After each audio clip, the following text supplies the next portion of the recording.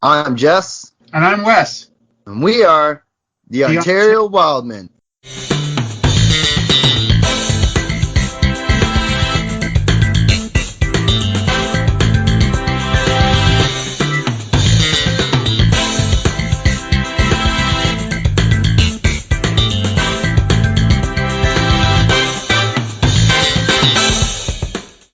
On this show, we travel back and revisit significant moments, the heroes, the villains, the legends, and all things pro wrestling in Ontario.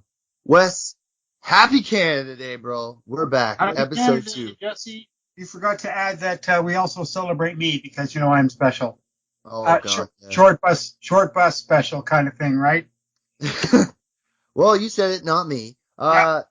Episode 2. Episode 1 got a big response. Over 300 hits. Lots of questions coming in for today for you and I. Excellent. I'm still dumbfounded, but so amazed at the outpouring of people talking about our first episode. So exciting, so interesting, and just so cool to be here with you doing this. I am pumped again, and I don't think it's ever going to go away, Jesse. It's never going to go away. This is so exciting. I agree. It's like doing a wrestling promo every time we get together. Yeah, I agree, man. It's so fun. And today's episode is going to be all about Canadian talent born in Ontario. But you got to admit, when it comes to Canadian talent, we pretty much have province to province covered. We have a fantastic array here, from old school right to new guys that are featured nowadays. Some of the greatest guys in professional wrestling, and ladies in professional wrestling history, Jesse. Like, some of these guys, they're just so world famous. We even forget that they're Canadian because they haven't been here for so long. Very famous people. It's so exciting. I can't wait to get into a little more detail, but we should wish everyone a happy Canada Day. And 164, I think it is, this year, of which I've been around for just about half of them. Ha, ha, ha. I haven't. My dad has, though. So, yeah, cool. It's going to be really exciting to celebrate Canadian wrestlers and, like you said, Ontario guys also. Yeah, especially with the Canada Day being today, as people listen to this. It's being released on our nation's birthday. So I have a challenge for you. Let's go, you and I, province to province. We'll avoid Ontario. And let's name some Canadian-born talent so our listeners get an idea of how, great that it is in this country. Sure, that's a great idea. We could do that. I've got a short list here of about 7,000 people. So, yeah. Go ahead. You can start. So I'll go with a couple modern day guys. We'll start at British Columbia. Okay. So Tyler Breeze and Kyle O'Reilly. Now they are both from NXT, which is part of the WWE programming. That's cool. I've got BC. I've got John Anson, who in the 70s was Carl Von Schatz, and he was partnered with a great Hamilton guy, Bill Terry, who was Kurt Von Hess. He wrestled basically 66 to 83 around that time period, and he was famous in Vancouver and actually right across Canada. And I have Sandy Parker, who was a great female wrestler back 69 to about 85 also, and she was from Vancouver also. Beautiful. That's my BC. That's actually pretty cool. I didn't know about the first guy. Yeah, it's hard to find anything on him as John Anson, but hey, Carl Von Schatz, yes. There you go. Okay, so Alberta is pretty obviously the Hearts. Like, how can you talk about Alberta without bringing up the Hart Dynasty? You got Bret Hart, Owen Hart, Stu Hart, Bruce Hart.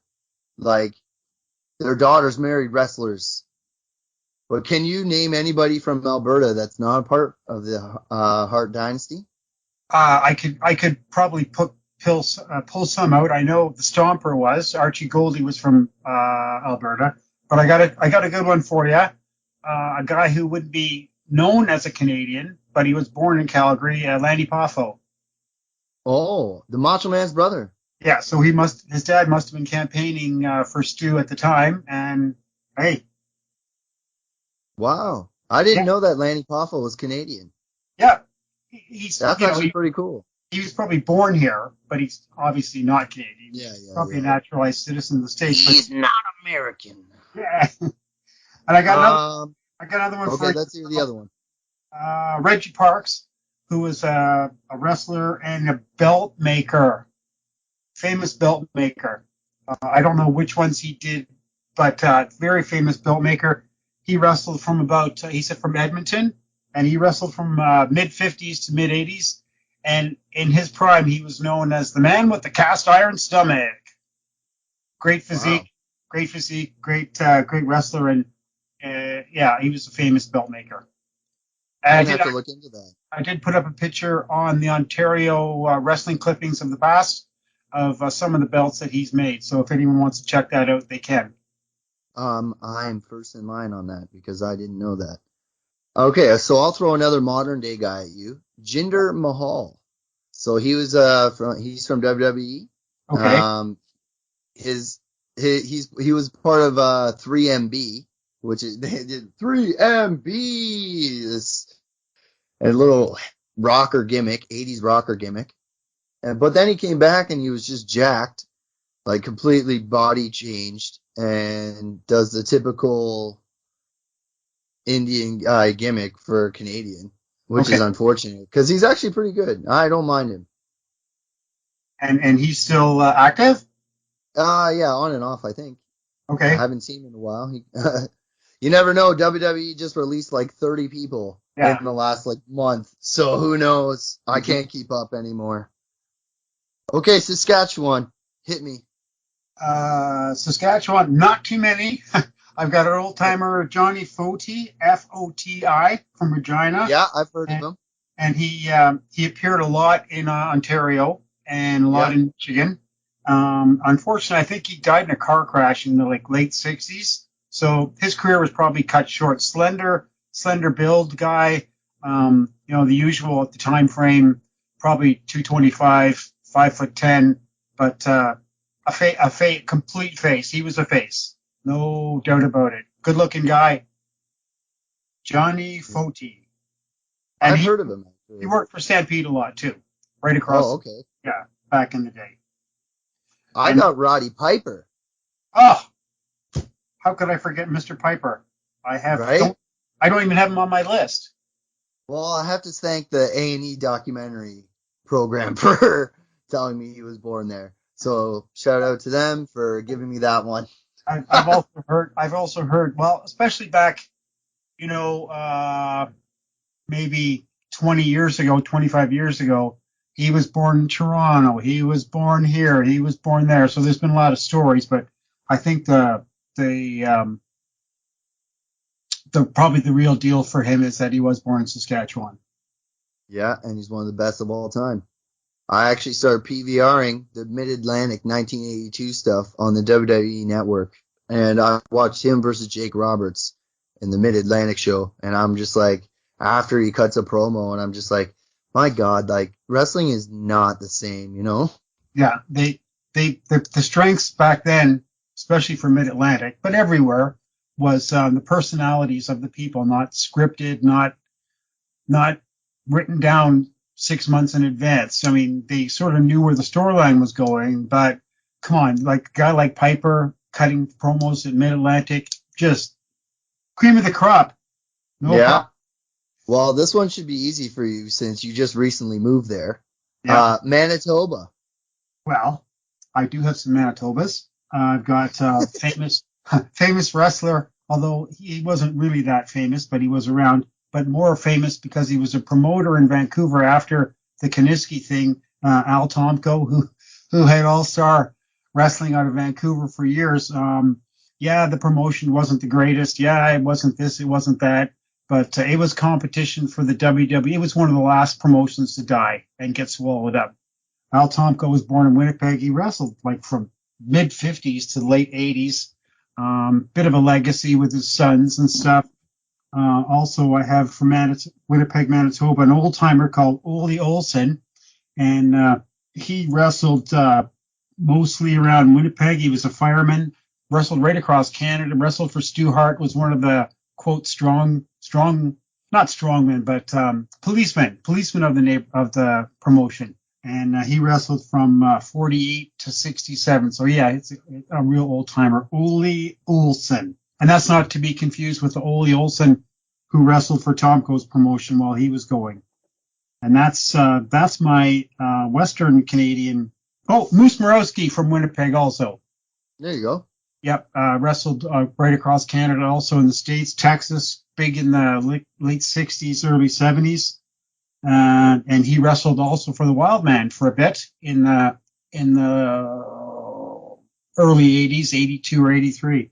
Moose Morowski, big guy, six, probably 6'2", 6'3", about 280. And he wrestled all over the world too. Well, I have another modern day guy. Okay. Kenny Omega. Okay. So right now, Kenny Omega is the star of wrestling. He's got multiple titles right now in AEW. I think he holds like almost every title in all the promotions. He's draped in gold, as they say. Yeah. But I'm not too sure if you're aware, but he had one of the best matches of all time with Okada in New Japan. Okay. And it got like 5.5 stars or something like that. Is that spread available for me to watch somewhere? Yeah, you can watch on YouTube. You can check it out.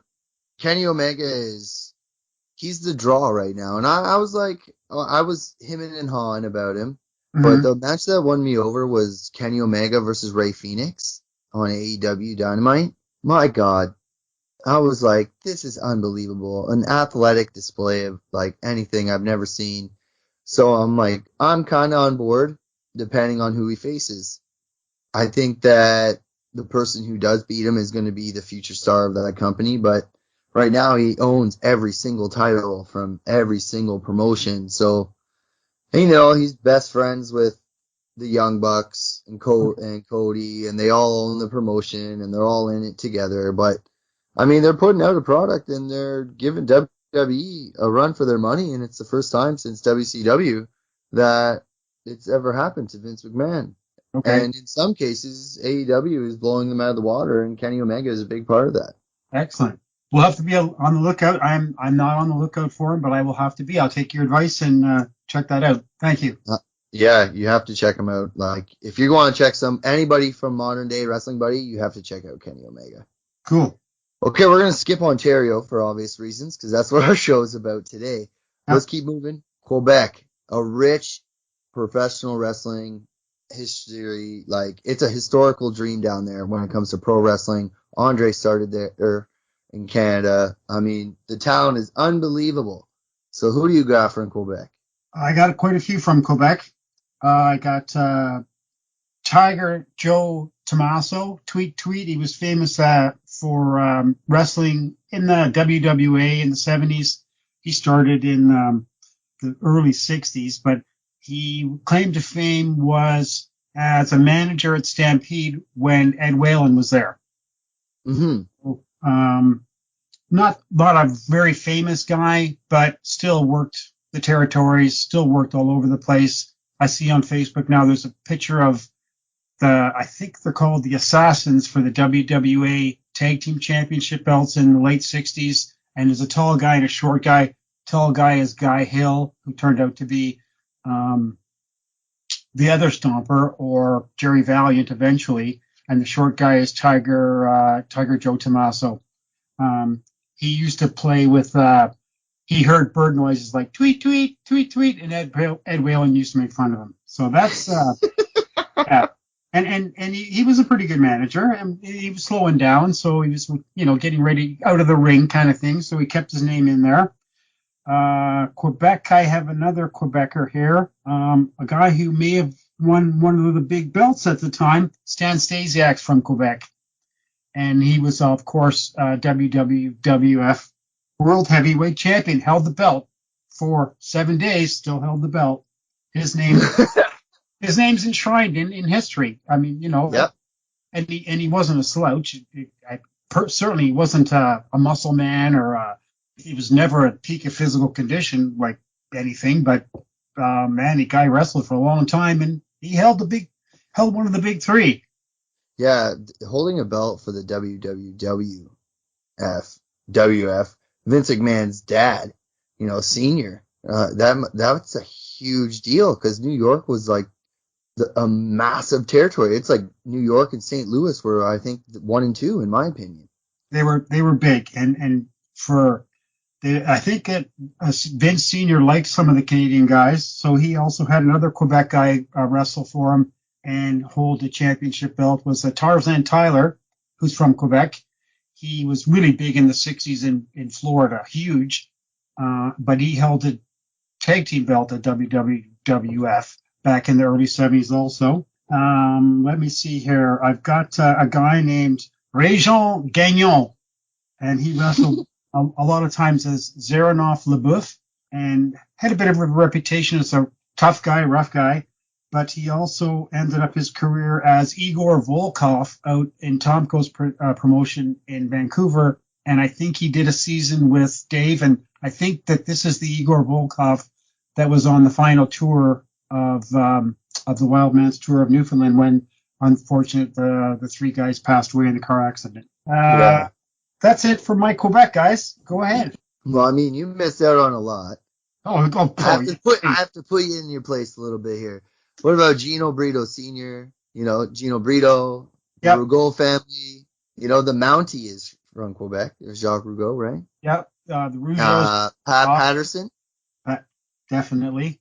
A big star. I mean, Pat Patterson, yeah. Pat Patterson invented the Royal Rumble. I'm just saying. Yeah. That was his idea. And to mention, since it's Canada Day, the first ever Royal Rumble was in Canada, and it was in Hamilton, and it was won by Hacksaw Jim Duggan. Awesome. There you go. Good. There you go. How could we, so instrumental in being a star in his own right, right across North America, but instrumental as being Vince's second-hand man, right? Yeah, exactly. For years. I could care less about anything else because all I care about is what I see in the ring. I don't care about the backstage stuff. I don't care. Whatever. Yeah. Right. A couple modern day guys for you, if you want to know. Go ahead. Evil Uno and Stu Grayson. They're AEW tag team. I saw them live, man, in Toronto. Okay, at an indie show from Smash Wrestling. Okay. And let me tell you, they won me over big time. And then to see a tag team from Canada, like they made it to the big times, and it's like a huge deal, right? Because it's not easy. No, gosh, it's not easy. It's not. As we can see, all the guys that are not floundering but trying to make a living at it these days, it's impossible. No, exactly. Like you or me trying to become an NHL hockey player these days. You'll never make it. Yeah, you have to be unbelievably talented. For guys from Quebec or anywhere in Canada to make it big time nowadays, it's where's Kenny Omega from, did you say? Manitoba. Okay, cool. Yeah, good for them. Like that's fantastic. Yeah, huge, right? Yeah. Just like Kevin Owens and Sami Zayn, those guys are WWE, and they were huge in WWE. They're very popular in that program. So it's like another Kevin Owens and Sami were also huge in Ring of Honor, and I mean they're gonna eventually they have long careers ahead of them, and they're gonna be in the Hall of Fame one day. But again, two successful guys from Quebec. I've got no more Quebec guys. Go ahead. Do you have some East Coast boys? Nova Scotia, Rocky Johnson, the Rock's dad. Yep. That's the only one I have. Okay, really, really famous. I met Rocky at one of the Titans dinners, and he was a little standoffish. Whether there was some conflict between him and his brother Ricky that was there or not, and whatever, that's outside the ring politics, and who cares? Family stuff. What a presence, and what a drop kick. Oh my God.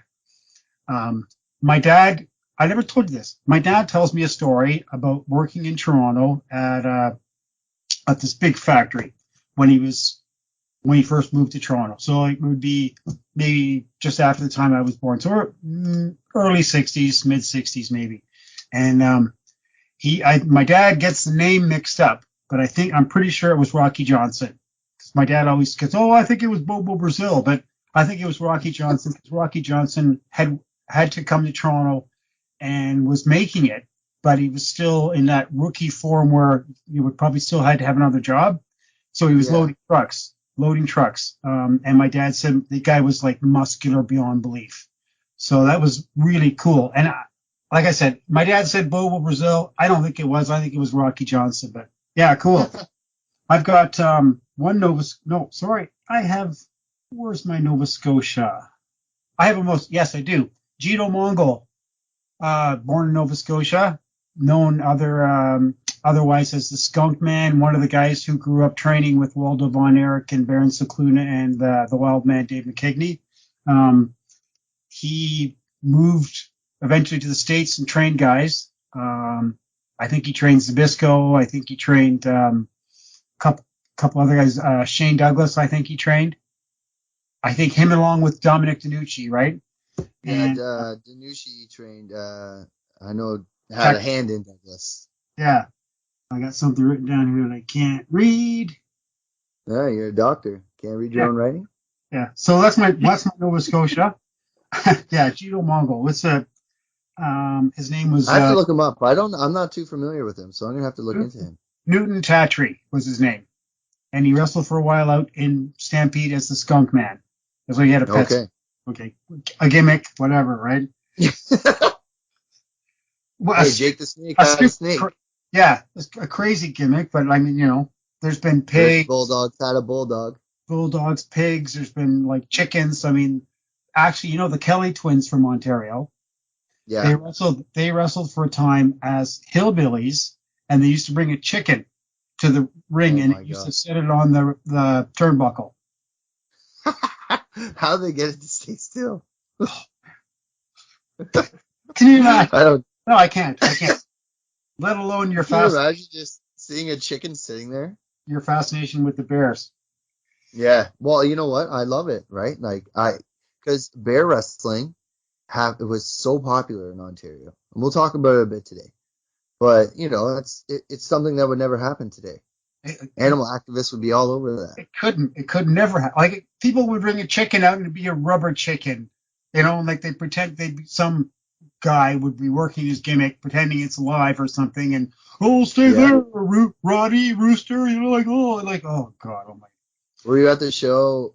Did you ever see Alice Cooper in Toronto when he threw the chicken into the crowd? No. And I think that happened in Toronto, and they killed the chicken. Yeah. Of course, they bit the head off it, and the blood was spewing all over the place, and blah blah blah. Yeah, I was at Woodstock too, No, I don't know, man. The age difference throws me off sometimes. Yeah, my parents were hippies also, and I was there when I was 10 years old. I swear I remember, No, I don't. I was. What do you got for PEI? PEI, I have no one. I also have no one. We suck. Okay, what about? Oh, so there was this. I'm not even going to make anything up. There was the Mysterian, that mask wrestler who traveled all over North America winning championship belts, who secretly was from Charlottetown, PEI. And I'm surprised they haven't done an Anne of Green Gables gimmick. There you go. Yeah. What about Newfoundland? I got New Brunswick. Okay. I'll skip over the Cormiers because we all know them, and Emile Dupre, who also was a promoter and a big time wrestler. And I've got a guy who was more famous as a boxer, Canadian boxer. And if you grew up in that time period, you would have known the name Yvon Durell. He was known as Fighting Fisherman. I think he was a middleweight, and he was a contender. He had some pretty good fights. He fought like George Chuvalo. He fought Archie Moore. I've read some stories on him, boxing back in the days were kind of influenced or whatever you want to call it. But he turned to wrestling in the early 60s, and he worked as a special referee gimmick kind of thing right across Canada and so into the States a little bit, but mostly for the Cormiers in Nova Scotia and New Brunswick, or better known as the K Brothers and those guys. Yeah, that's my New Brunswick. And let me see here. I have nothing left except one Newfoundland person. So you can go ahead with your Newfoundland person. I have nothing. Oh, I'm 0-2 for 2 provinces. we could have pulled. Actually, now I'm thinking about it, we could have pulled Hartford Love, who was actually born in. I think he was born in Newfoundland, but he wrestled mostly out of Hamilton. Back in the day, when you'd see them on the TV promos, Reggie Love would do most of the talking because Hartford had a thick Newfoundlander accent. Also from Newfoundland was Sailor White, big guy with a big tattoo across his chest, a little bit of a lunatic, big bleeder, and he was one of the original Moondogs for the WWF, and someone ratted him out because he couldn't work in the States and ruined his career. The only guy I have from Newfoundland is a guy named Eric Pomeroy, who, yeah, okay, say who? That's cool. Yeah, I was like drawing a blank here. Wrestled from approximately 54 to 76. Okay. He wrestled right across, like, everywhere. He was never a main event guy, but he main evented in Georgia as a Vachon brother. Butcher and Mad Dog went down to Georgia, and since Mad Dog was more of a singles guy at this time, they had to pull in another brother, and they invented Stan Vachon. And he wrestled also in the Midwest, and I don't think he made it to California. Might have made it in the Northwest, Pacific Northwest, but yeah, he's a guy from Newfoundland. We've gone right across. Isn't that great? It just proves our point that Canada is one of the best pro wrestling countries ever. Indeed, Jesse. No problems with that one at all. But today we're going to focus on Ontario. And Wes, you know what's really fun?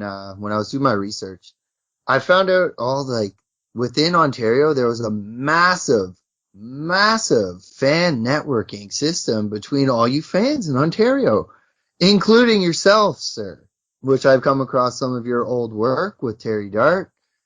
Would you like to talk about that? Well, it was the time pre-internet when you started delving deeper into being a fan. And I just loved clippings. My thing was clippings. I loved the clippings. So I collected my clippings. I love my clippings. I used to get, I worked for trucking companies back in the day, and I'd have guys bring me newspapers from all over the States just to hopefully get one clipping even. And I got a few, but I remember sitting one day thinking, what am I going to do with all these clippings? I had, I don't know, say a couple hundred. And I started putting them on a piece of paper, and I arranged them. And the next thing you know it was Toronto wrestling history.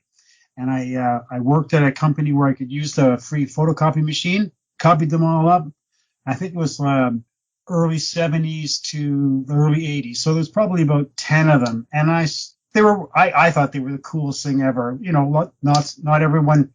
You got to remember, back before the internet, people didn't know about Maple Leaf Gardens necessarily. I'd never seen a clip from St. Louis, say, or California. I mean, some of the magazines had little things they put clippings in from different areas, but it was so cool to make Toronto wrestling history and for you to find it. That's just such a cool circle of life from 1985 to today, which is what 35 years ago. I just made it way to you. Talk about networking. From Manitoba, actually. Yeah. The guy I did a trade with. So it's amazing that your stuff made it all the way to there. Mm-hmm. And to know you fans helped each other, right? Like Terry Justice, for instance, his networking was unbelievable. But within Ontario, you guys all had your own little cliques and everything and worked together, and it was a massive, what we would call social networking. It was complete social networking, even though it was with stamps, right? People, I can't believe some of the stuff I sent away for, and all my stuff's packed away right now. Hopefully going to get that out soon, but it's so cool to hear about or see something from 35 years ago. Oh, I remember that. That was so cool. And it was it was the pre-internet information, quote, for inside fans to a certain degree, right? I mean, I wouldn't Yeah. call myself an inside person back then, but enough to know that people wanted to see clippings from other areas. Yeah. Well, that definitely helped my research, to be honest with you. Cool. But before we get into the deep depth part of the show, Wes, as you know, Ontario wrestler and Ontario talent, Melissa Coates, wife of, I think, Sabu, has Right. recently passed away. Yep. And today, you and I have discussed, and we are going to dedicate this whole episode to her. We are. It's important to note people who I don't want to delve during these episodes on people's passing, but you know what? This is a direct tie into what one of the things that we love, and we love the Sheik, in turn Sabu, in turn Melissa Coates, and like you said, Ontario born. Hey, we got to celebrate our people here. 100%. Yeah, she was from Thunder Bay. Yep. And I had the privilege of meeting her. Oh, did you? Yes, sir. I met her at Greek Town Wrestling event. I met her and Sabu. I have a photo with both of them. She was super nice to me. Even emailed me a few times after saying Sabu's getting rid of ring-worn gear. I just couldn't afford it at the time. Okay. But yeah, she was absolutely great. And to know that she had her leg amputated like a couple years ago, and she was doing great with her rehab, and I think the Cauliflower Alley Club got involved and helped her out as well. And, you know, it's important to us to, you know, remember that kind of Correct. stuff. Like It's a successful person from Ontario. And again, with the ties to the Sheik and Sabu, which goes back to the Wildmen, which again goes back to you and me meeting. We're going to dedicate this whole episode to her. awesome. Yes, in the memory of Melissa Coates, Super Genie.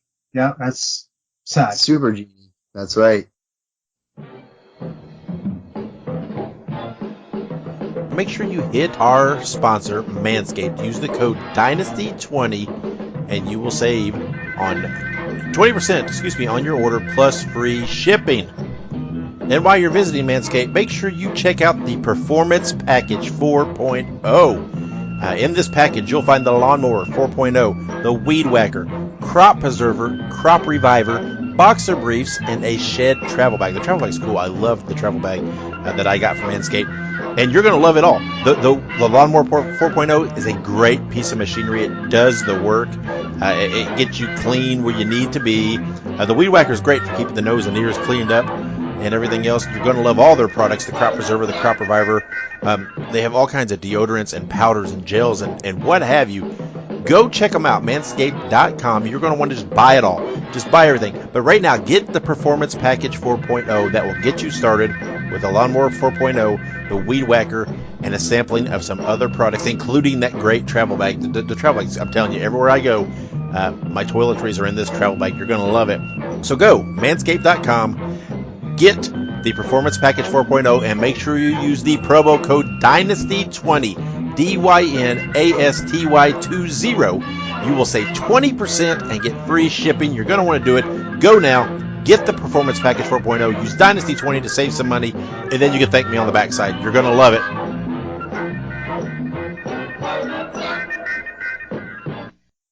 Hey everybody, it's Old School, Ontario's oldest active professional wrestling referee. That's right, I've reffed everybody from Abdullah Butcher and Jake the Snake Roberts all the way up to MJF and the Young Bucks. So when I say you gotta listen to my buddy Wes and his friends discuss the old Ontario wrestling, it's a must listen. If you like nostalgia, history, and trivia, then you will love this show. If you miss the way wrestling used to be and love to hear good stories, this is the place to be. So look at your favorite podcast platform and find Ontario Wildmen. You won't regret it. P.S. You have yourself a great Canada Day. This is Old School. 1, 2, 3, and he's out of here. Hey, it's Sway Archer here on the Ontario Wildmen show, wishing you all a great Canada Day. Wes, let's talk Ontario-born talent. Let's Jesse, go back and forth. I can't even begin to think about how many superstars came from Ontario, let alone the Hamilton factory that was in the 50s and 60s. Very exciting to be talking about Ontario talent, and I can't wait to hear your list, as you probably can't, because we haven't talked about this yet, so we don't know who's on each of We the haven't. So No, that's the best thing about today. You and I, we picked the episode and we said, let's not tell each other what we're picking and what we're doing, and let's try to teach each other about modern day and historical side. We'll have a broader thing for our audience to listen to. And with Ontario, like, you could go for hours. And you talk about legends. We don't just have legends. We have Hall of Famers. There's schools named after wrestlers that are from Ontario. You know what I mean? Like, it's unbelievable. So I guess, you want to go first, or do you want me to go first? Sure, I'll go first. Okay. I was going to do this in alphabetical order, and I said, like, I can't, whatever, right? No, so just throw it in. Let's start at the bottom. So I got out of Hamilton, Ontario, Canada, weighing in tonight at 240 pounds, Vic Rossitani. Yeah, okay. Everyone says Vic Rossitani. What? Guy wrestled everywhere. His names were like Vic Rains, the Ontario Mauler, the Canadian Wildcat, wrestled right across Canada, wrestled all in the southern United States, wrestled for Southeast Championship, wrestled for Goulas, wrestled for Tennessee, all over the place. Florida, actually, I think he even wrestled for the WWF for a while in maybe Pittsburgh areas and stuff like that. Great guy, A, out of Hamilton, and B, unfortunately, he passed. He passed quite a few years ago, wrestled right up to basically 86. At the first Moscow Mania was his last match. So I saw his last match, which, hey, wait on. I saw Vic Rossitani's last match. Cool. That's still kind of cool, though. In a historical way, that's kind of cool. Yep. Yeah. How many times you get to say, I saw the guy's last match? Because no one ever retires anymore, right? You know what I would have done to see Stone Cold's last match against The Rock at WrestleMania 19? Uh-huh. That would have been awesome. I'm just saying. Yep, just saying. Yeah. Okay. I'm going to throw one. I didn't know this guy was Canadian, so I have to laugh. But, hello, ladies. Val Venus. Yeah. Val Venus from Oakville, Ontario. WWF superstar. He was a porn star gimmick in the 90s during the Attitude Era. Shared a bed with Carmen Electra. No, not Carmen Electra. Jenna Jameson, sorry. Okay. On a skit for Raw. That would never happen. Okay? Like, I'm sorry. That would never happen nowadays. But then he turned into, he joined, I think, the faction of Right to Censor, became like an official. But yeah, he had a great career. And for him from Oakville, Ontario, I think his sister married Edge at one point in time. Okay. And then obviously he's not married to her now. He has kids with Beth Phoenix and all that. But regardless, just saying the Ontario ties, that's kind of funny. I didn't know Val Venus. I knew he was Canadian. I completely forgot about him. But I at that time, I was still watching TV wrestling, and I didn't mind him. I thought he was all right. He's funny, man. I'd give him a check mark. I've got an old timer, a guy named Nikita Kalmakoff, whose real name was, I think it was Alex Molkovich, and I think he was born in the Tilsonburg area. Wrestled approximately 1953 to 1973. Did promote in Ontario for a short time, and another guy who made belts. So that's two Canadian guys who were famous for making belts. And again, I'm not big on belts, so I don't know which ones he made, but his belts were famous also. That's kind of cool. I didn't know that. We had two famous Canadian belt makers in this country. Yeah. And that's not including anyone that's doing it now. I think we have a guy on some of our pages called Chris Ciccone or something like that, and he makes belts. Okay, my turn. Yep. This is gonna be fun because I didn't, again, like when I was doing my research, I'm like, I read the book by Greg, the Top Canadians, so I kind of had an idea, and I was just like, man, I didn't know, but Abdullah the Butcher is from Windsor, Ontario. He was born there. I didn't know that until late 70s, and I was like delving completely into it by then. We always pictured him, when I was a kid, we always pictured him as the madman from the Sudan, right?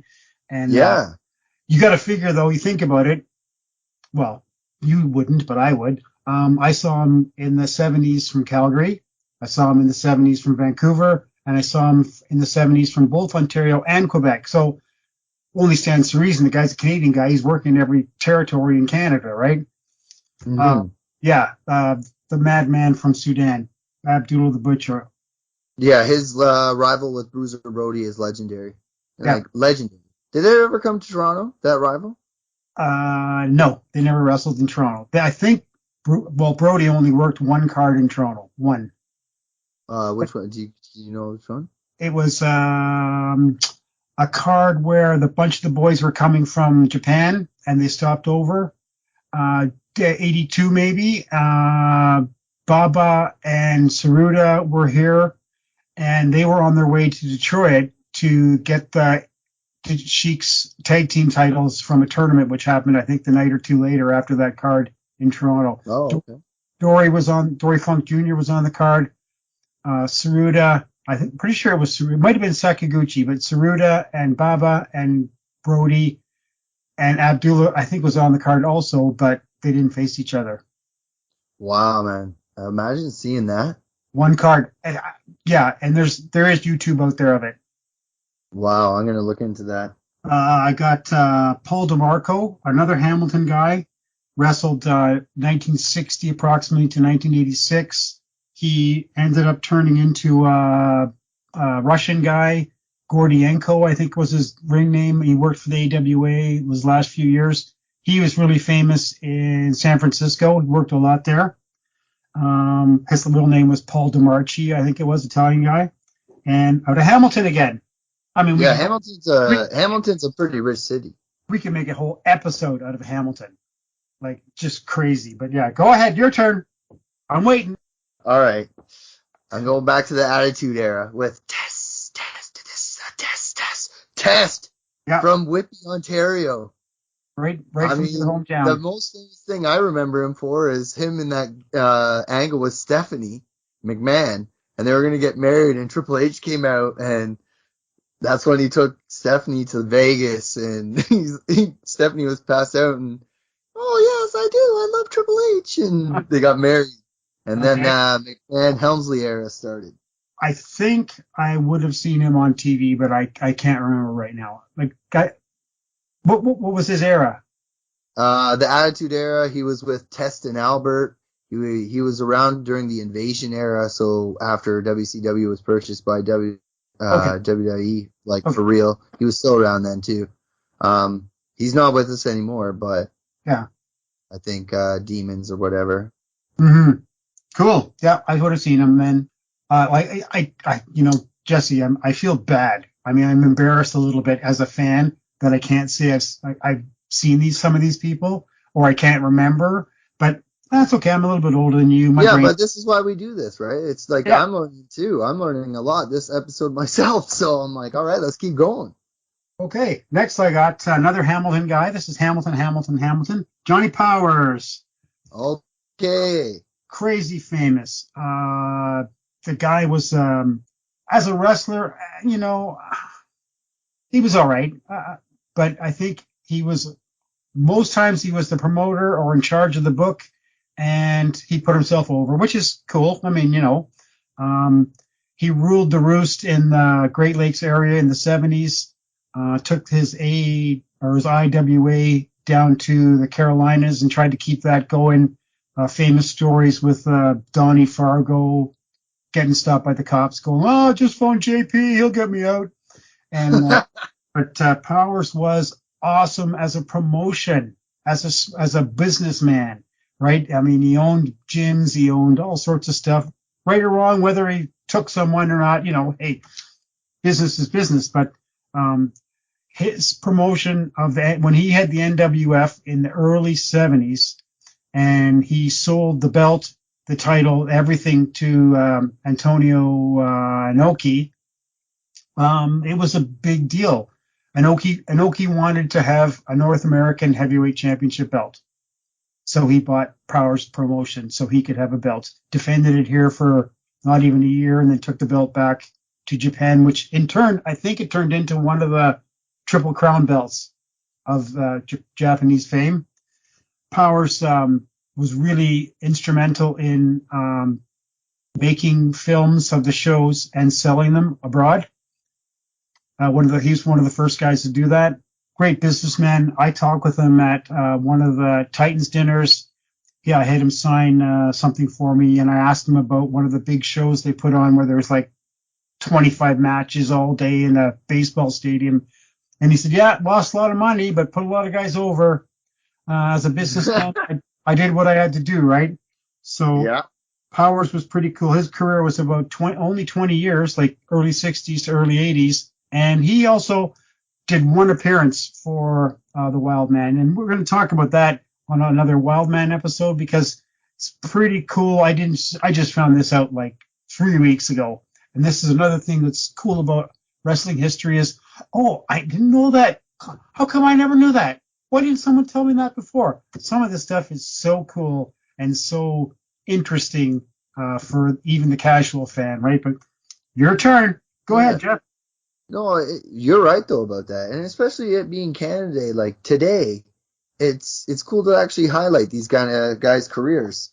And I'm about to highlight one right now. He's new to AEW, so that's the new promotion I've been telling you about on TSN.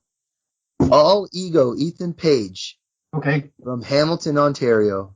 He also runs the Ontario promotion Alpha One Wrestling. He is unbelievable, man. And I met him last year. He was the first indie wrestling show I saw during the pandemic. Okay. And with my mask on and everything, I talked to him, and he was super nice and great guy, but you believe him on screen, at least I do.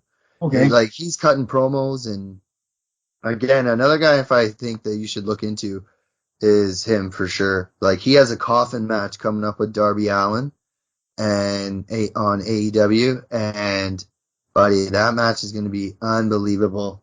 So I'm going to sell you on modern day wrestling sooner or later, buddy. I'm just letting you know. Well, when I move into my house and I get everything all set up, I will probably get cable, and then maybe I'm going to have to start watching some more modern stuff. Certainly AEW anyways, right? Well, yeah, I'm going to come out to Manitoba and be like, okay, we're watching a pay-per-view, and we're going to do a live podcast episode. That would be cool. That would be all right. That would be actually fun, right? During a pay-per-view. Yeah, that's all right. Cool. I got another Hamilton. This is all Hamilton. All my guys are from Hamilton, just about. Next Hamilton guy is beautiful Bruce Swayze. Wrestled from the early 60s or late 60s right into the 80s. I met him at the first Titans dinner. Great guy. Cool, like a really cool guy. I thought this guy was really suave or cool. Was known as the Third Love Brother for a while. Wrestled in the IWA in the 70s in the Mid-Atlantic states, which was trying to go against Crockett. Also worked for the Wildman for the first couple of years of his career, honing his skills, and just a pretty cool guy. And one of those guys, that's older guys that's still with us. So, and he's a member of our Wildman page also, which is really cool. He chimes in every once in a while. Yeah, it's cool for me too, because I get to hear personal stories, like not just yours, but actually people who lived it. And those are great Facebook groups. Again, if you don't know where they are, they're Ontario clippings from the past and the Wildman tribute page. They're pinned to our Twitter account at the top of the page at Wildman Podcast. So check us out. Those are great history lessons. A lot of my list came from there.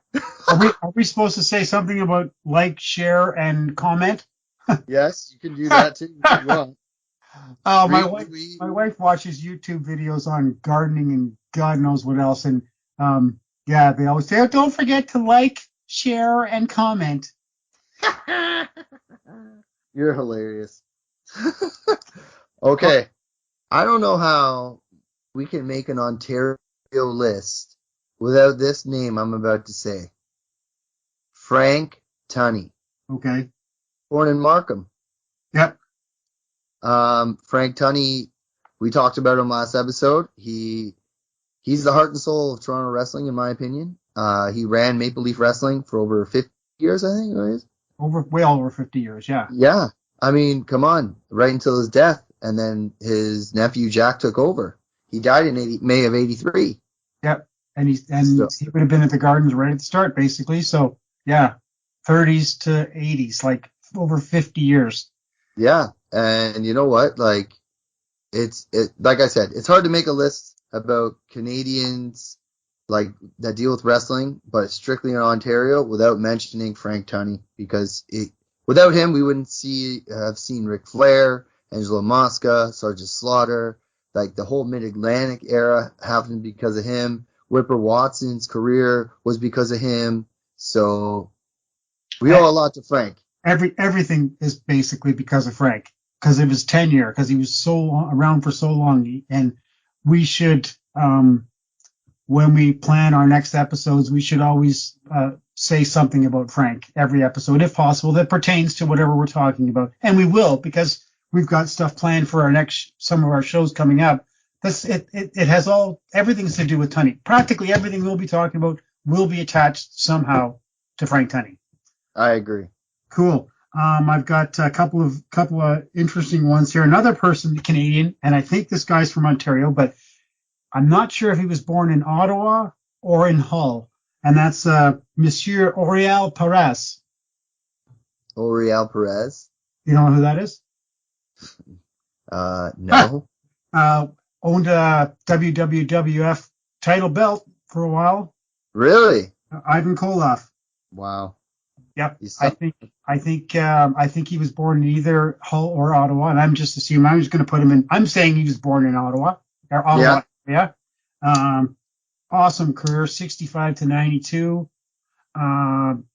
Superstar in wrestling, right? Ivan Koloff, superstar. This one I'm gonna try to stump you for once, okay? Because the best part about today was we didn't tell each other the list, we didn't rehearse nothing. It's hey, how are you? Let's do this. Let's go. So I found this name, and I'm looking for stories. Bruiser Bedlam, or he also known as Johnny K9. Yep. I don't know where he's from, but I know he's from Ontario. I'm pretty sure he's from Hamilton. Wow. Do you have him on your list? No, not on my list. Another guy who briefly worked for the Wildmen. As a wrestler, look out. He was beyond tough, as far as I understand. I think his name was Jan Kriotu or something like that. Yugoslavian guy. Wow, he was scary. And I saw him live, I think once or twice. He was scary. Like, he's not the kind of guy you'd go up to, even if he was wrestling as a baby face. It's not the guy you go up to and ask for an autograph. Really? Yeah. Woohoo! Woohoo! Really? Yeah, I presume that much. Unfortunately, he had some out of the ring issues. Let's put it this way, Jesse. If you're associated with a biker gang and you're a pro wrestler, you're probably there because you're tough. But he had a career. He worked for Bruiser Bedlam in the States and around the States. I know a lot of the guys that are members of our groups, our Facebook groups, knew him personally. Maybe even drank beers with him. Like I say, I never met him, but I did see him wrestle once or twice, and he was a presence for sure. A presence, like a massive presence. Like, whoa. Whoa. Yeah. I've got an old-timer, a guy named Doug Donovan from Belleville, Ontario. Wrestled early 50s to mid-70s. More famous known as Carl von Bronner. There was a German tag team called the Von Brauners, worked San Francisco, Tennessee, Florida. Big time. I think they had Saul Weinergoff as their manager, who was another famous guy you'd see in the 70s magazines. I'm familiar with the name, actually, Carl von Brommer. Okay. He started. I've seen it in a clipping or something. Yeah. He started out, I think, in Winnipeg. So I don't think he wrestled in Toronto very much, anyways. And then he was famous. He was a famous guy. Long career. Hey. Speaking of famous, I'm going to throw an obvious one out there. Okay. Let me guess. Okay, I don't know. Go ahead. Edge. Okay. WWE Hall of Famer Edge. Yep. He just returned on SmackDown this previous Friday. Took down Roman Reigns, the champion. And now they're going to have a match at Money in the Bank. So I'm glad to see him back after years of being off. He's getting back into the swing of things, and I absolutely love it. You can't forget his tag team partner Christian. He's from Ontario as well, and the tag team Edge and Christian was huge during the 90s. TLC, you go back and watch any TLC match with the Hardy Boys, Edge and Christian, and the Dudley Boys. Yep. Like you won't want to. I can rewatch those. That's how great they are to me. I love them.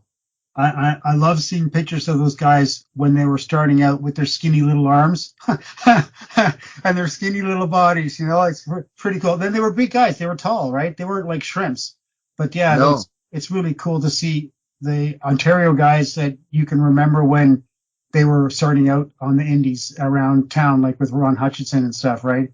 And skinny little arms and we're so cool with the cool hair and everything. But yeah, grow into like world famous superstars.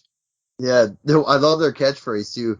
For those with benefits of flash photography, and then they would do their 5-second pose, and they would do all this funny stuff, and with Kurt Angle and stuff. Oh man, it was great.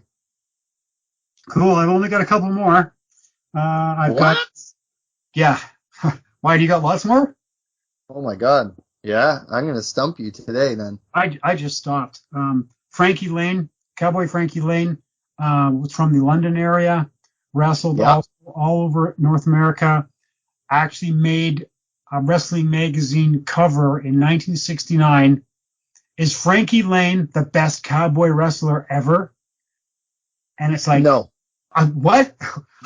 But he made the front cover. I think it was like Inside Wrestling or The Wrestler. He made the front cover with that.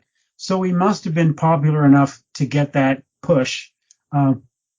He worked everywhere too. Very famous in Puerto Rico near the end of his career, working with Dutch Mantel in God knows what blood matches they were having down there. Frankie Lane, also good friends with our awesome friend Terry Dart. And Frankie Lane, he wrestled for quite a while, 66 to probably about 98, something like that. And he passed away, unfortunately, quite a few years ago. He was just north of London. And your turn. Well, since you have a short list, someone didn't come prepared today. Well, I can keep going, but I don't want to talk about. Okay, this is gonna be fun. Another guy I didn't know. I always thought he was from Calgary. But his catchphrase in WWE, if I could be serious for a minute, Lance Storm is from Sarnia, Ontario. Yeah, I always liked him too. Oh, him and ECW were just incredible. Oh my God, that's one of my favorite tag teams. Lance Storm and Just Incredible. Oh my God, I have a DVD. I should mail it to you so you can watch it. It's like ECW One Night Stand. Lance Storm versus Chris Jericho. Unbelievable. It was from 2006, but it was absolutely I've watched the match about 5 times. You've also named another Canadian there, right? Chris Jericho. Yep. Yep. Well, he was born in New York, but he has dual citizenship. Go ahead. Go ahead with another one. Yep. Okay. Well, I'm surprised you didn't have this guy. How can you forget Whipper Watson? I was going to leave Whipper to you because I was pulling more of the guys who people wouldn't necessarily know was Canadian. Why don't you just say that I wouldn't know? Oh, it's education here, right? It's a, No, it is. It's great. you're doing it for me, and I'm doing it for you. Whipper Watson, yeah. What can you say? Super career. I was just reading recently something about him saying that, by the time he would have become even NWA champion, his better years were behind him. I mean, his career was so long, right? But what can you say? His legacy of what he did outside of the ring was superhuman enough, let alone what he did inside the ring. Yeah, and for people who don't know who Whipper Watson was, he was huge in the 40s and 50s, even in the 60s, I would say. Yep. If Frank Tunney was Vince McMahon, Whipper Watson would be Hulk Hogan, or for modern day wrestling fans, John Cena, or Yep. someone huge like that. Yeah, definitely. So that's what he was for Toronto, for Maple Leaf Wrestling. Yep. No doubt about it. The star for Tunney for decades. Mm-hmm. And his sons wrestled too, which was cool. They didn't make it as big, but his sons wrestled. Two of his sons wrestled. That Whipper Watson Jr., wasn't he a huge name for the Bearman? Yeah, he was. His older son John wrestled as Whipper Watson Jr. for a season or two, and I think he got injured, and then Phil, who was the younger brother, took over the moniker of Whipper Watson Jr., and he wrestled for like quite some time. He wrestled probably for well over 20 years all over North America also, and mostly with the Wildmen, yeah. And I think that I read somewhere either Tunney or Watson lost their wife and they married someone else's wrestler's wife. I can't remember who it was. I have no idea, but hey. Yeah, it's somewhere in the recesses back there in the mind somewhere that Watson married some wrestler's wife after his wife had died, or I can't remember. Go ahead, another one, Jesse. Okay, this one was kind of cool for me to find out, actually. Jerry Valiant is from Ontario. Jerry Valiant, I found out, was a part of the WWF back for Vince McMahon Sr. Yeah, and he had, as I was mentioning earlier about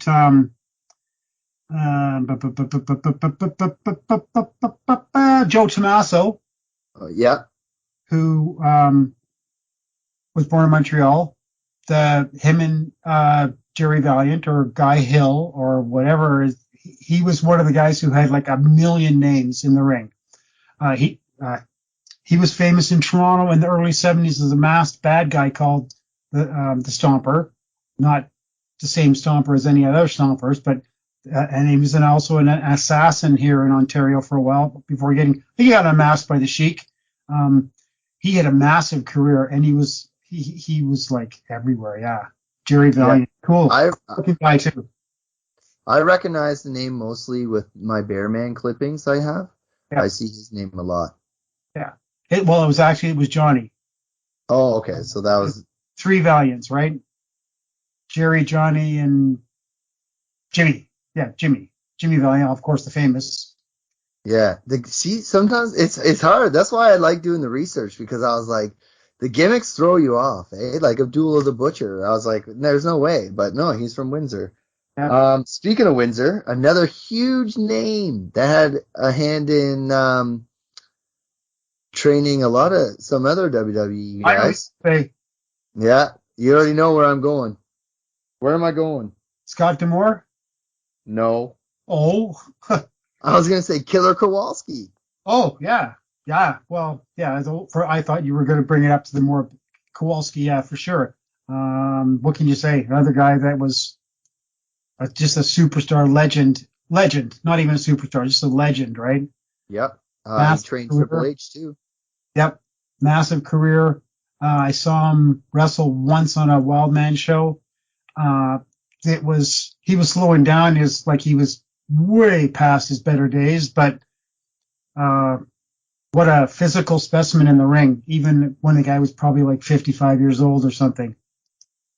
Cool.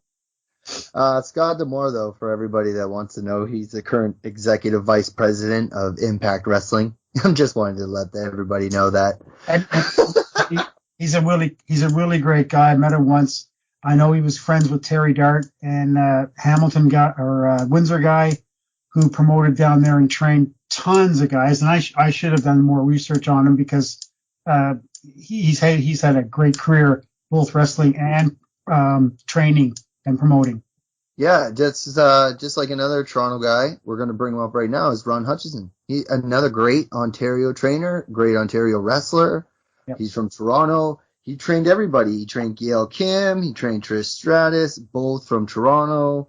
You know what I mean? Like, he trained Edge. But it's just, when you really think about it, Ontario is right up there, man. Rich history, and we got it all. We could do the research. I'd love to do this research with you in person. We could do the research. It would take us 2 days to write down the names of guys from Ontario. Literally, it would. And where they got trained and who trained them. And it was crazy. We could go right from the top, as we have with Melissa Coates in Thunder Bay, and Val Venus is from Thunder Bay too, right? Val Venus is Oakville. Vampiro? No, what's his name? Vampiro is from Thunder Bay. And yeah. I had Vampiro on my list, so well done. You just nailed it. Yeah, we could go right from the top of Ontario. And Ontario, for those who don't know, is bigger in area than Texas. So when we're talking about from one end to the other, we're not talking about like 200 miles. We're talking thousands of miles. Ontario is like, 1,800 miles long, and across the bottom, the skinniest part it's 500 miles across. So it's a big place. Like I said, when we could go on talking about guys from Ontario for 2 days, believe me, we could. And you know what? We are going to continue to talk about guys born from Ontario, because I have a whole bunch of lists of modern day guys that I'm going to throw at you, and maybe you'll want to look into.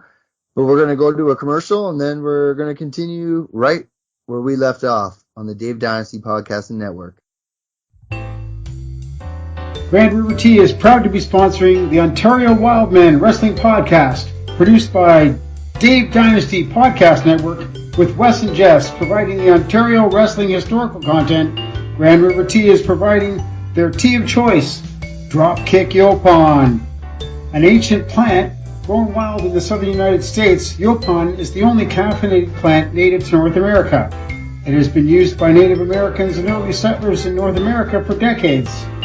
It's organic, sustainably wild, harvested, and hand-picked, and is only touched while growing by sunshine and rain. Dropkick Yopon is a medium roast tea that has amazing aroma of maple and a beautiful golden color when brewed either cold or hot.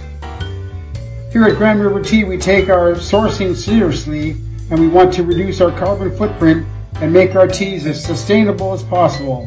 All our loose leaf teas are gluten-free, vegan, dairy-free, and have no sugar. So put your kettle on and enjoy some Grand River Tea.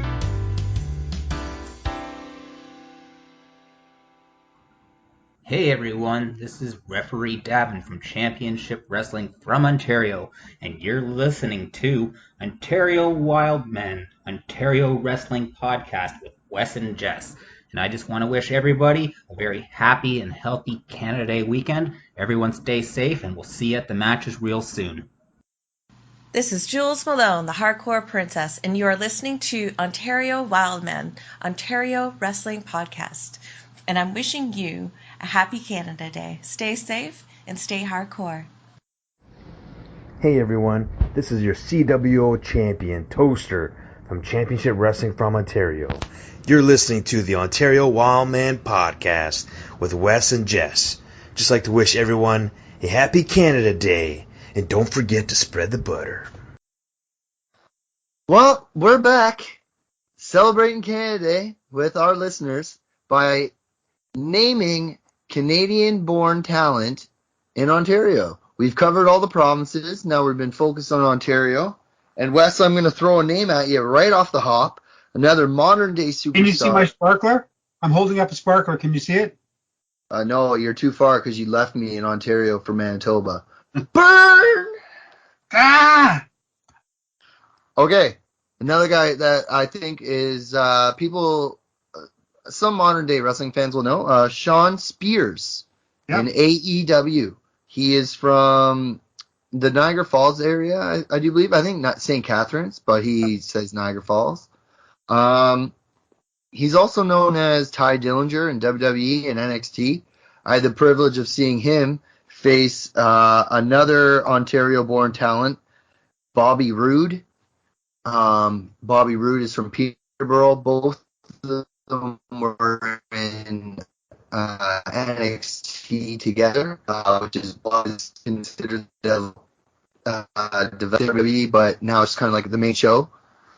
One of the main shows, I'd say part of the big three. But in NXT 2016 in Toronto, the Perfect 10, Ty Dillinger and Bobby Roode, the glorious Bobby Roode, went one-on-one. And that must have been a pretty good feeling for two guys from Ontario in the Air Canada Centre.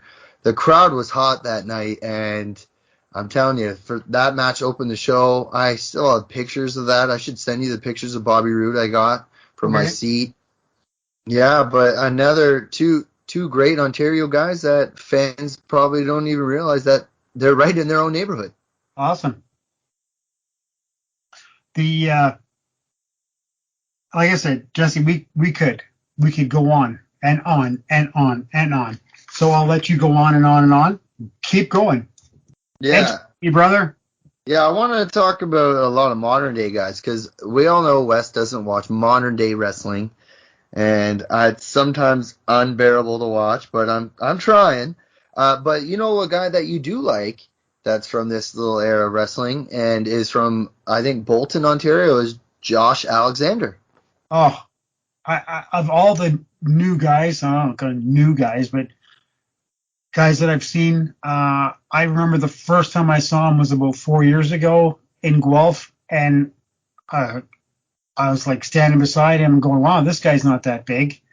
And someone said, oh, that's Josh Alexander. I was like, oh, okay, who's Josh Alexander? And then because I was going to the shows with former wrestler Tim Gerard, because he lives in Guelph, we were palling out going to shows together. So, oh, no, this guy's pretty good. This guy's pretty good. He's got some talent. He's probably going to go somewhere. And I'm, yeah, okay, whatever. First time in the ring, and the fans started going crazy, right?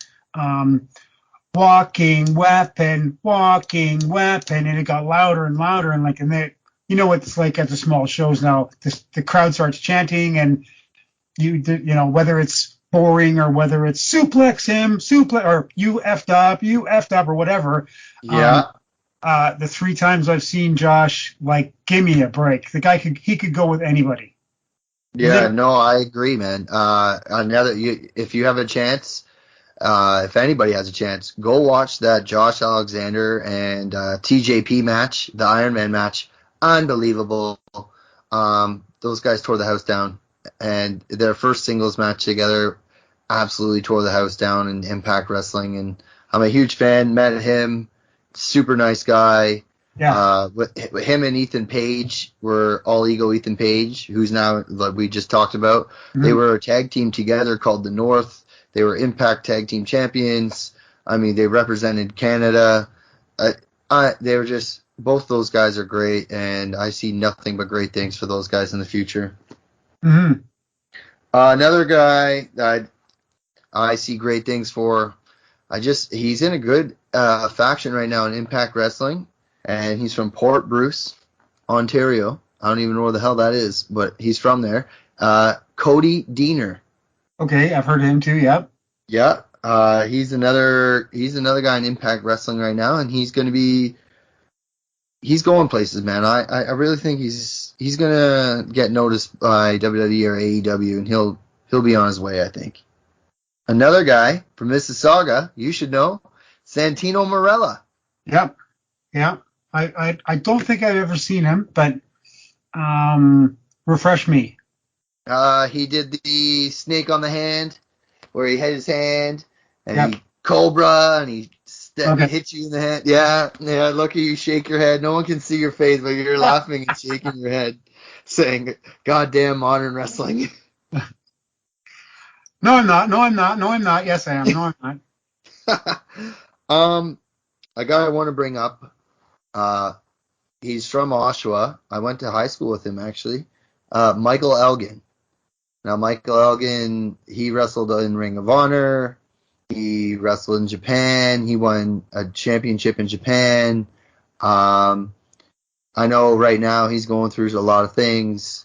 So I wanted to bring him up to show, people still remember the good stuff that he did in the ring, and his fans out there really appreciate what Michael Elgin brings to the table. Cool.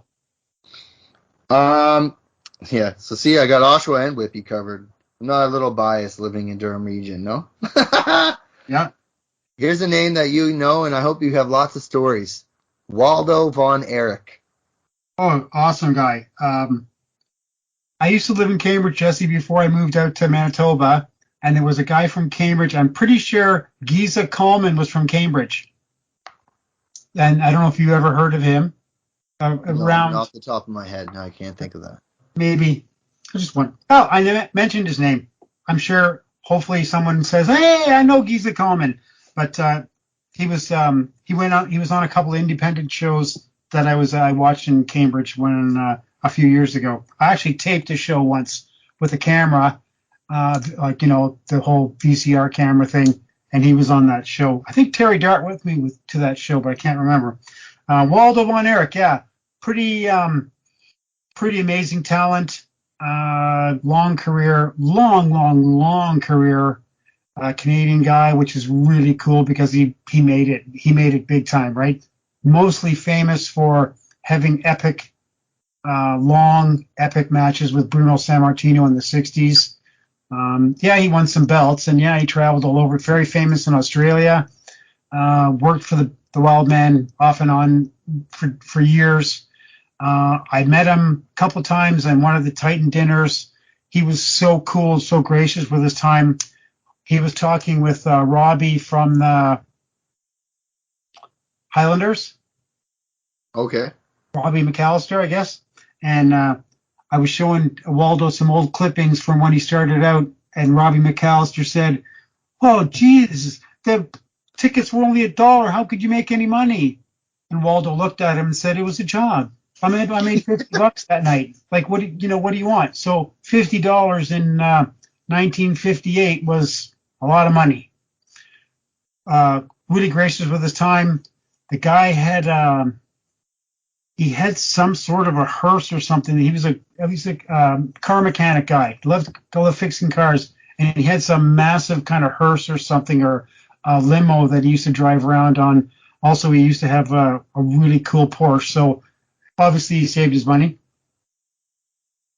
Now, did he ever, with the name Von Erich, I have to ask, don't mind my age, but I haven't had a chance. Did he ever tag with Fritz Von Erich in the 50s? I haven't found any evidence of tagging, but I do know that they worked together, like as in on the same cards. Mm-hmm. The story goes, whether this is true or not, as many of these guys back in the day said, "Well, when I open up my promotion, I'll get you to come in, and you can work as my brother or my uncle or my aunt or whatever," right? So Fritz, of course, was huge here in the Great Lakes and Toronto, Ontario area, and some people have said that it was here that they met and he gave the blessing for the name, but I'm more inclined to think it was in the Midwest, maybe even the AWA areas. Okay. Waldo worked right across Canada. He worked as Waldo Sieber. He worked as Wally Seaver. He worked as Dr. Von Erich. And recently it's come to my attention by dealing with a guy named Mike Zim, whose father was a wrestler back in the day. We're digging into history for his dad, that Waldo Von Erich also used the alias called Mr. Zim or L. Zim or something like that. And it's actually was probably given credit through this Wild Bill Zim, who wrestled in the 40s and 50s and 30s, even late 30s. Waldo was pretty cool guy. And he was a handsome dude when his hair went silver, boy. He was a dude. And nice guy, really, really nice guy. As they say, the heels are always the nicest guys. Yeah. Right? Did you ever meet the Sheik, or are you going to tell the story again where you ran away because the heels are the nicest guys? Yeah. Okay. Yeah. All the listeners and all the people who are on our Facebook pages, and let's just say 2,000 people in the whole wrestling world that know of us and our pages and things. Of those people who've met the Sheik, less than 100, and there would have had to have been absolutely attached to the promotion, right? Like a referee's son, like some of our members are, or something like that, because that was never going to happen, right? Quick, run! Okay, well, It's the Sheik. He's 60 years old. He's going to catch you. I'm going back to Hamilton. Yep. Speaking of our Facebook groups, I felt like we have to talk about this man. His daughter's a part of our Facebook groups. So let's talk about Kurt Von Hess. Yeah. Paige is an awesome lady. I've met her a couple times. I've had her husband's plumbing business do work for me. So there's a push for Paige and the plumbing business. He was really, really cool. He was a cool guy. Vicious, dirty, rotten, nasty heel guy you'd love to hate. Played the part so awesome, right? Big Bill Terry started in the mid to late 60s out of Hamilton and morphed into the German guy who they held belts everywhere. They wrestled in California. They wrestled in Vancouver with the aforementioned John Anson, who was Carl Von Schatz. Yeah. Yeah. Quite a star, actually. Quite a star, yeah. You know who else is a star? The dog that just joined you in the basement. That's Bella, and she doesn't bark too much. But oh my God, she loves me so much. Oh my God, that's hilarious. I'm gonna throw. I always thought this girl was from Buffalo, but apparently she's from Toronto when I did my research, and I hope I'm right. AEW superstar, the Bunny. You would probably know her from the Independents as Cherry Bomb. Okay. Good one. I don't know anything about Miss Cherry Bomb. Go ahead. Yeah. The bunny is tied in right now with the tag team, the Butcher and the Blade, who are from Buffalo. Yep. The Butcher and the Blade are a great tag team. I saw them the same night I saw Evil Uno and Stu Grayson. Actually, they were in the same match in a triple threat tag match, and I've been sold on them ever since. I've met those guys. They were great. The Blade is married to the Bunny, so there's the ties there for the faction. But you know what? Good for them, man. I remember seeing Cherry Bomb at an Apocalypse Wrestling Federation show at the Heavy Metal Festival, Heavy TO, and I told Ron Hutchinson, who threw that show, Okay. and I sent him photos, and I didn't realize that I saw her there way back. I'm talking like 2012. Wow. And another person I saw there, which is funny, this man's working with WWE right now, and I highly recommend anyone to look up his stuff. He makes me laugh so much. RJ City. As in City? Yes, RJ City. He does a lot of comedy stuff recently with WWE, and he does interviews and stuff like that. And he is hilarious, man. If you want a good laugh, watch something that deals with him. He makes me laugh so freaking much. Even when I see him wrestle, like he's a big name in Greektown wrestling. Okay. That's promotion on the Danforth. Yep. He was their champion for a while, and he come out, cut promos, and he's just so entertaining. Fans love him, and I'm really happy that he's in WWE doing his thing right now, kind of working, doing his skits. Cool. Another guy from Ontario that was in WWE and NXT, he was in Total Nonstop Action, TNA Wrestling, is Eric Young. Okay. Now, Eric Young I got to learn Eric Young from the NXT when he was in the faction Sanity. So the faction Sanity had like two other guys and a female, Nikki Cross, Killian Dane, and oh my gosh, I want to say Alexander Wolf, and with Eric Young as the leader, and they're really popular. And then when they brought Eric Young up to the main roster, they had really nothing for him, and unfortunately he got released and he went back to Impact Wrestling, and now he's taken on the role of another faction, and he's got some young youth wrestlers with him, and one of them is Cody Deaner. So Cody Deaner, again, I brought up earlier, he's from Ontario, and two Ontario boys again, and kind of like a major promotion on Impact Wrestling. It's great to see, man. I love it. Another guy, I don't know how you missed this one. Some WWF fans will know him as the Missing Link. Yep. Dewey Robinson. Dewey was a massive star here, just crazy star. Could do no wrong. Ultimate babyface, cleaner than a whistle, although he wasn't. But oh well. It was right, the 60s and the 70s. Hey man, I was there for part of it. I remember. Well, I remember some of it. And that's my reference. His sons are both. I think both of his sons were wrestlers, and they're members of our Facebook groups. Dewey was really cool, as in clean cut, like I said, clean cut, high flyer, could do awesome drop kicks. Was originally billed as Dewey Robinson around. Now, whether it was just a misprint or his name really is Robinson, I do not know. I think he was out of the Kitchener area, but was trained in Hamilton. Also, obviously famous with another great guy, Billy Red Lions, who was out of the Hamilton area, as they teamed up here as the Crusaders, holding title belts. How can we not say that Dewey turned into the Missing Link, which was, everyone says the same thing. Everybody says, no one had any idea. The guy had a front page picture on Sports Illustrated, and it wasn't a front page. It was a full page picture, and inside the magazine with story on wrestling and Sports Illustrated, and nobody knew who it was. Nobody. He was to say that he was going in the dressing rooms, and when people were going, hey, the boys all shake hands, hey, how's it going, blah, blah, blah. And it's, hey, Johnny, don't you remember me? And Johnny's looking up going like, no, it's me, Dewey Robinson. It's like, fuck, what? Missing Link was huge, though. I don't know. Maybe in the era, because Missing Link was more of a videotape era where Dewey was a 60s, 70s guy. So maybe Missing Link was more famous than Dewey.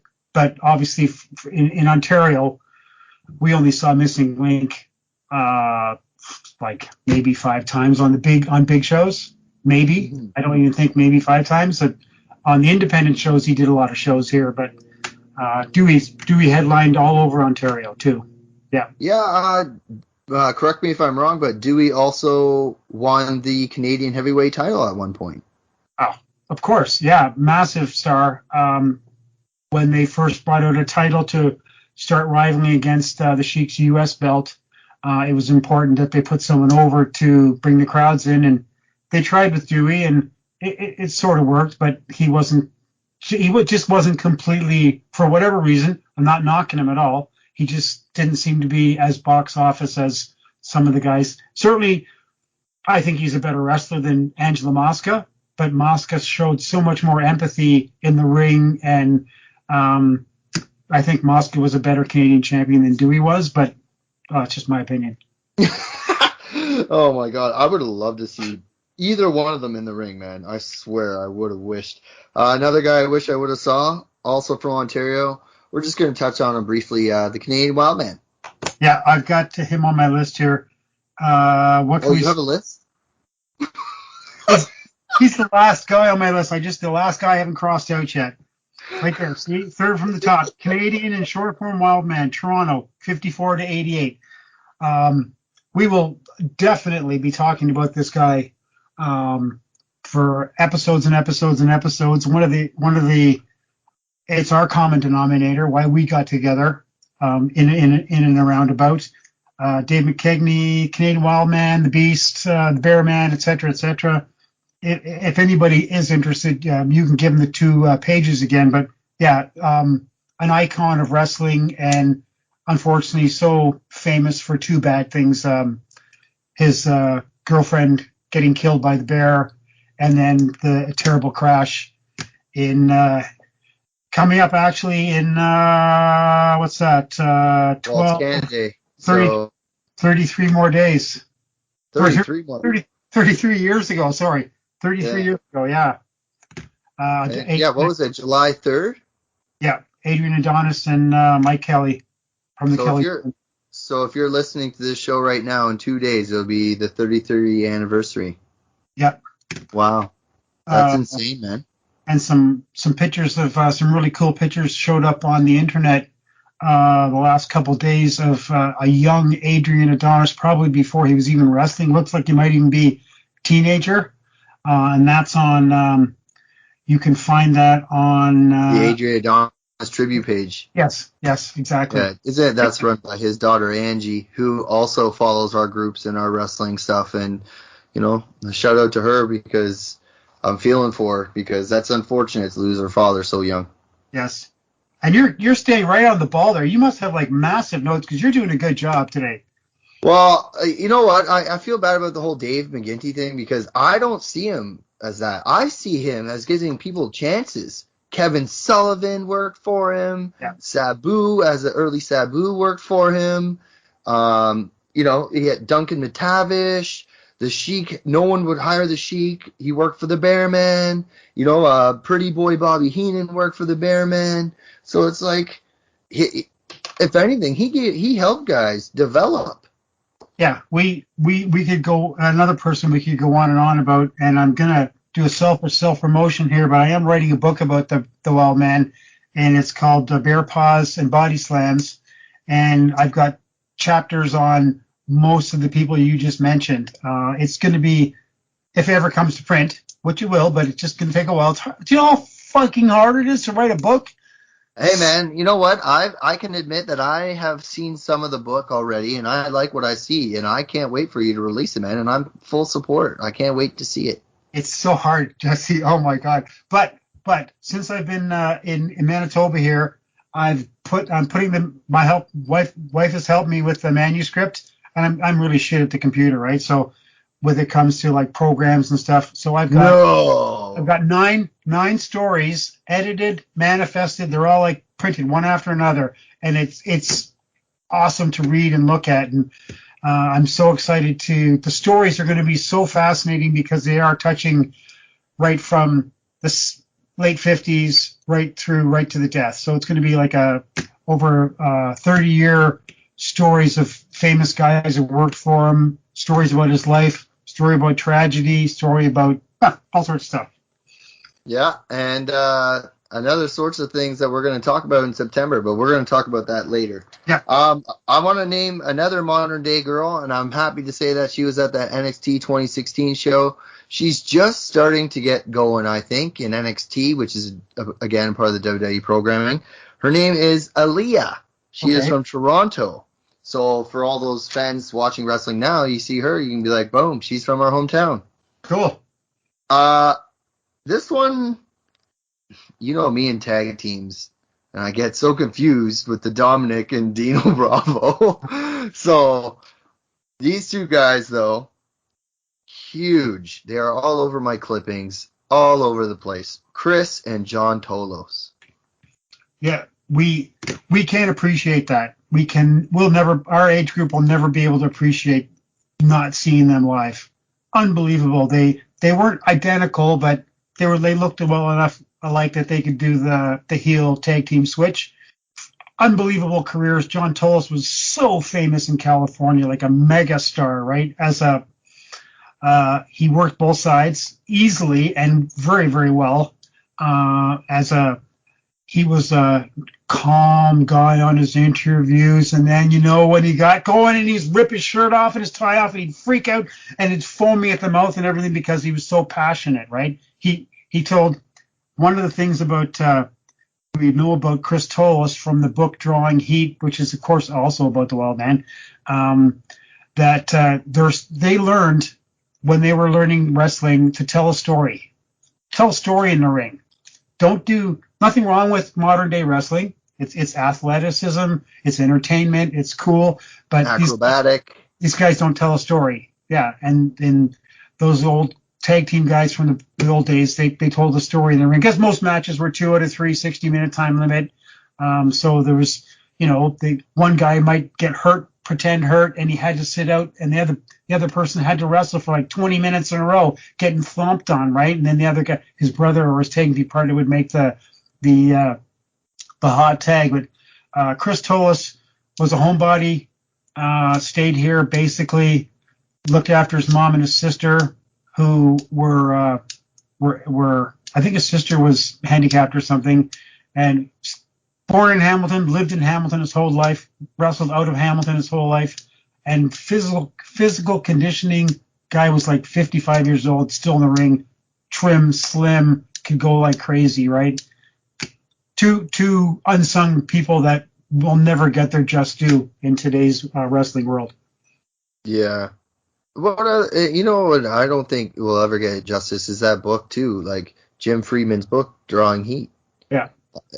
Again, you want it, like, since it's Canada Day, you and I wanted to focus so much on Ontario and Canada, and it's like, how do you not bring that book up? Yeah. You know what I mean? That book was unbelievable. I bought it off Greg Oliver, and it's one of my favorite books I've ever read. To know that the characters were sort of like were real people. Terry Dart was a character. Ma Pickles was a character. The wrestlers were characters, right? Like that. So again, it's just like that movie. What's that movie you tell me to watch on YouTube that was made in Ontario? Blood and Guts. Blood and Guts. Yeah. There you go. Another wrestling product from Ontario. Yeah. Like made by fans? Like what's Blood and Guts? You always tell me about it. I always forget. I think it was, I don't know if it was produced in Hollywood, but everything was taped here. A lot of the main stars were American guys, but the lead female was a French Canadian actress, and all the local wrestlers were all featured in it. I don't know, it might have been produced in the States, like all filmed here and then produced there, but if you watched Blood and Guts and then read the book Drawing Heat back to back, you say, oh, these were based on the same promotion. They weren't, but they're very similar, very, very similar. Yeah. And we should give a shout out to Scott Teal, who can sell people the newer edition of Drawing Heat, has the interviews with the remaining wrestlers that were on the tour when the poor unfortunate guys died. So Scott Teal and Crowbar Press, I think it's called. So we give a shout out to him. You don't have a problem giving shout outs, right? No. It's our Why show. would I? It's our show. Yeah, no. What? But yeah, the the original book is so cool. I agree. And again, like it just shows that in this part of the show, we showed amazing Canadian talent from Ontario, a famous wrestling book from Ontario, a movie filmed in Ontario. You know what I mean? Like, and all the stars that you mentioned, Jesse, that are featured on mainstream TV right now that are working as like basically famous professional wrestlers. I agree. Cool. And I feel like there's more to come with Ontario. And that's when, after this commercial, Wes, I'm going to teach Wes, guys. I'm going to teach Wes what's going on in Ontario now and who's in the Ontario indie scene, and we'll talk about that. Also, we've been asking for months for questions. If you want to get a hold of us, you can reach us at Twitter, at Wildmen Podcast. You can also get in touch with us on our Facebook groups that are pinned to the top of our page and on Twitter. We are at Ontario Clippings from the Past and the Wildman Tribute page. You can also find me, Jess, on Instagram at WildmanJess, or the Facebook group Wrestle with JCal. Hey everybody, support all the podcasts here on the Dynasty Wrestling Podcast Network by visiting us on Pro Wrestling Tees. All you have to do is go to PROWRESTLINGTEES.com/the The Dave Dynasty. Once you're there, you can find shirts for all of your favorite shows here on the podcast network.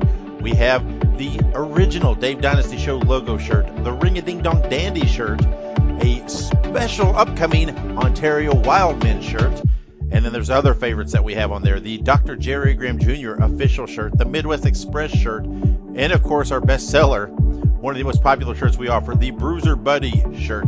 We know you love Dick the Bruiser if you love the Dave Dynasty Show, so go get yourself a Bruiser Buddy shirt. And while you're there, get you a shirt for all of the Dave Dynasty Show podcast network shows. They're all there. Visit it now, PROWRESTLINGTEES.com/The Dave Dynasty. Hello, everybody. This is Ontario professional wrestler Holden Albright. You can find me at Holden Pro or patreon.com/Brendan, BRENDONE, the letter C.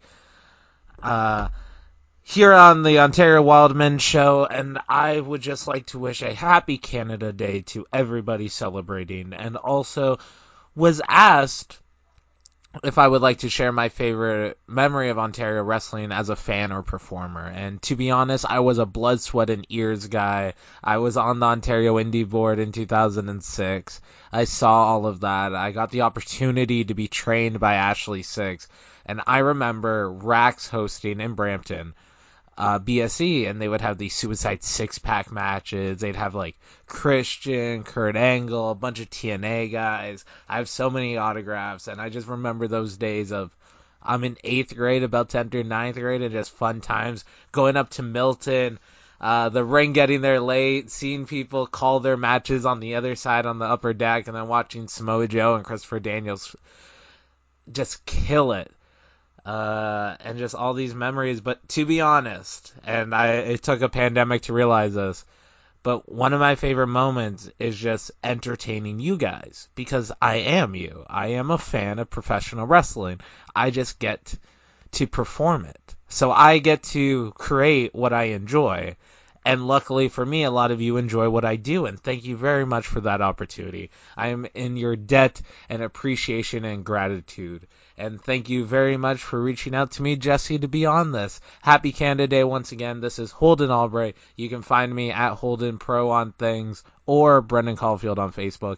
But most importantly, if you enjoy this podcast, I do like 6 a week, some motivational and live Zoom events with the acolytes of Albright. Join the Not a Cult. Patreon.com/Brendan C. Have a great day, everyone. Stay safe, sane, healthy, and pursuing happiness. Hello, Ontario wrestling fans, and happy Canada Day. This is referee Ronnie J., also known as the Whole Reffing Show. Some of you may be familiar who I am. For those you that are not familiar with me, I refereed professional wrestling in Ontario from 1999 to 2019. I've retired recently because I'm getting up there in age, but I also want to say Happy Canada Day to all the Ontario wrestling fans. And yes, I've refereed lots of men and women of this great sport of professional wrestling, and some different companies throughout the years, some you may not be familiar with, but my favorite of all, best show I ever worked, was in 2011 at the Brantford, Ontario Brantford Civic Centre with CWI Company, as we had Hulk Hogan and many other former WWE and WCW stars. Why that was so memorable for me is because I'm from Brantford, Ontario, and I started watching wrestling in 1976 at the Brantford Civic Centre. As I say, it was a dream come true to referee at Brantford Civic Centre, as that's where I grew up watching wrestling. And I have also a lot of great times in Ontario, especially on Canada Day in Brantford, on Canada Day at our celebration here in Brantford, Ontario, at the Canada Day events. Did several matches, including the last one in 2018 when I did all 12 matches in the hot heat. I love the sport of professional wrestling. I love all you fans that used to watch me and cheer Whole Reffin' Show.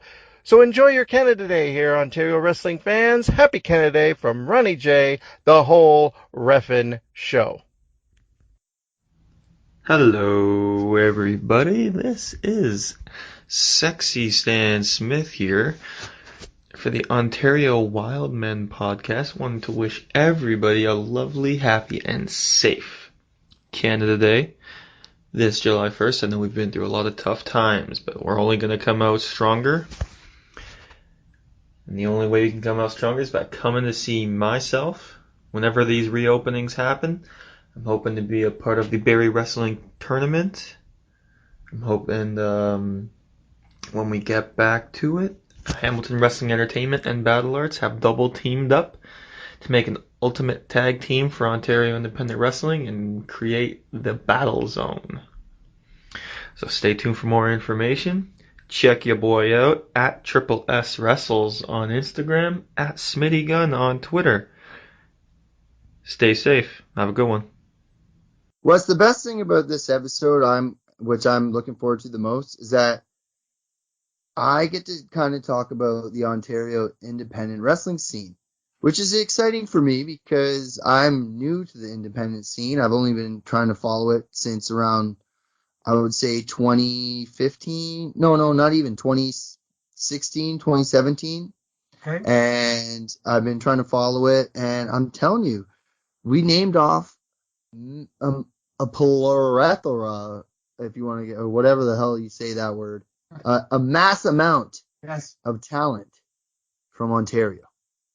And there's a lot of things coming up, and I want to point out the fact that you and I have always discussed that being a part of the Dave Dynasty podcast and network, we wanted to use this platform and hopefully help people and bring up like maybe future guys. And, you know, I'd like to take a look at what's happening in Ontario now. And I'm sure you know this, but there's many promotions in Ontario in the independent scene, and I'm sure I'm going to forget some. But let me know if you've ever attended any of these.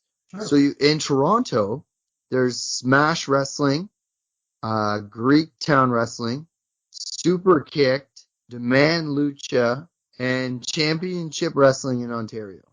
Okay. Yeah, there's okay, go ahead. No, I was going to say Smash Wrestling is a huge one. Okay. Greek Town Wrestling is on the Danforth. I've been to 4 of their shows. Had the best time. I met Tommy Dreamer there. I met Jazz there. I met Mikey Whipwreck there. Sabu and Rest Her Soul, Super Genie. I met them at one. They have shows. They have them in a church on Pape Avenue. Okay, cool. Super Kicked is a very popular Toronto promotion, and also trains wrestlers. Okay. And from Chris Chambers, he runs his training program out of there. And I've been told that if I want to learn how to get trained by a wrestler, I should go there. Okay. That's what a wrestler in Ontario told me to do. Wow. Demand Lucha. I know of the promotion. Unfortunately, I haven't been able to attend one of their shows. And Championship Wrestling in Ontario is a friend of the show, Davin. Yeah, Davin's a pretty cool guy. Met him a couple of times. Their promotion is, I like the promotion. I like their shows. They got a bunch of people that are attached to the promotion that are super cool, super historic in Ontario, if you want to call it that. Bernie the Tiger Cat Livingston, who was a great old school wrestler from back in the day from Mississauga. He comes out to all the shows, and he's like as old as my dad. I can't remember how old Bernie is. Bernie's the old guy. I'm being truthful here, right? Like I'm 62, 63. Bernie's like old, but their announcer is Alan Johnson. He's got a fantastic voice. He's a Mississauga guy, and some of the guy, Davin is the promoter, and he's also the referee, which is really cool. Yeah, you tell me that he's the worst referee of all time. Yeah. They hold their shows at a bar restaurant on Dundas Street near the 427 in Toronto, and Etobicoke. But one of the best things they do is they let former guys, wrestlers, workers in for free to sit at the Legends table. Oh wow! And all the guys get introduced before the show, and everyone in the crowd gets them a nice round of applause. And Bernie usually buys the beer, which is really cool. Oh yeah. I've got I've got to sit there a couple times and watch your shows. They got I saw Jules Malone there, who I thought was awesome. Yeah, They've got a guy, I think his name's Shalom Toaster or something. yeah, yeah. Something Yeah. like that. He's pretty good. Pretty good. Both those guys, I have to send a shout out and thank them for sending in an audio clip to be a part of the show today. Awesome. Yes. That's awesome, Jesse, that we've been able to reach out to some people to help them as we're doing now with the promotions and for them to help us. So yeah, cool. Yeah, it's been very fun, and like I said, I take this very seriously, and I do. I'm always working on this show, and I'm always planning this show, and I had a lot of fun putting this together, man. And since you're a Hamilton namer today, I'm going to name you 3 promotions in Hamilton: Hamilton Pro Wrestling, Courage Pro Wrestling, and Alpha One Wrestling. So Alpha One I brought up earlier was Ethan Page's promotion. Yep. I saw, like I said, I saw my first Alpha One show in Oshawa, Ontario. I do believe there's ties there with Brent Carswell, who owns the ring, I do believe. So they run Hamilton and Oshawa. I remember when I said Smash Wrestling, I told you I attended that show when I met all those NXT UK guys, and Tony Storm, she touched my shoulder, just saying, look her up. You know why I'm bragging. Yeah, look her up. No, then you'll know why I'm bragging. Okay. Out of Kingston, Ontario, you have Chinlock Wrestling. Have you ever heard of that one? No. Chinlock did a big show before the pre-pandemic. Okay. They had a huge show with Tommy Dreamer and Mark Henry, and they had a whole bunch of legends. I just couldn't go. I wish I could have, but they had a whole bunch of guys like that. Okay. Kingston's not an easy drive. It's like, it's a day. Beautiful city, though. Beautiful city. Yeah. I've stayed there a few times and did the Boat River dinner tour and stuff like that. Great time. I've been drunk there. They have the best bar there in Kingston. It's by the water. Okay. Near the boats and all that. Buddy, it's like dark inside. They got a pub, like the dark pub. They got the live band playing the 70s and 80s music. Anybody wants to go to a party in Kingston, let me know. Mississauga, you have Destiny Wrestling. Yeah. Now, Destiny Wrestling was part of Santino Morella's promotion at one point in time.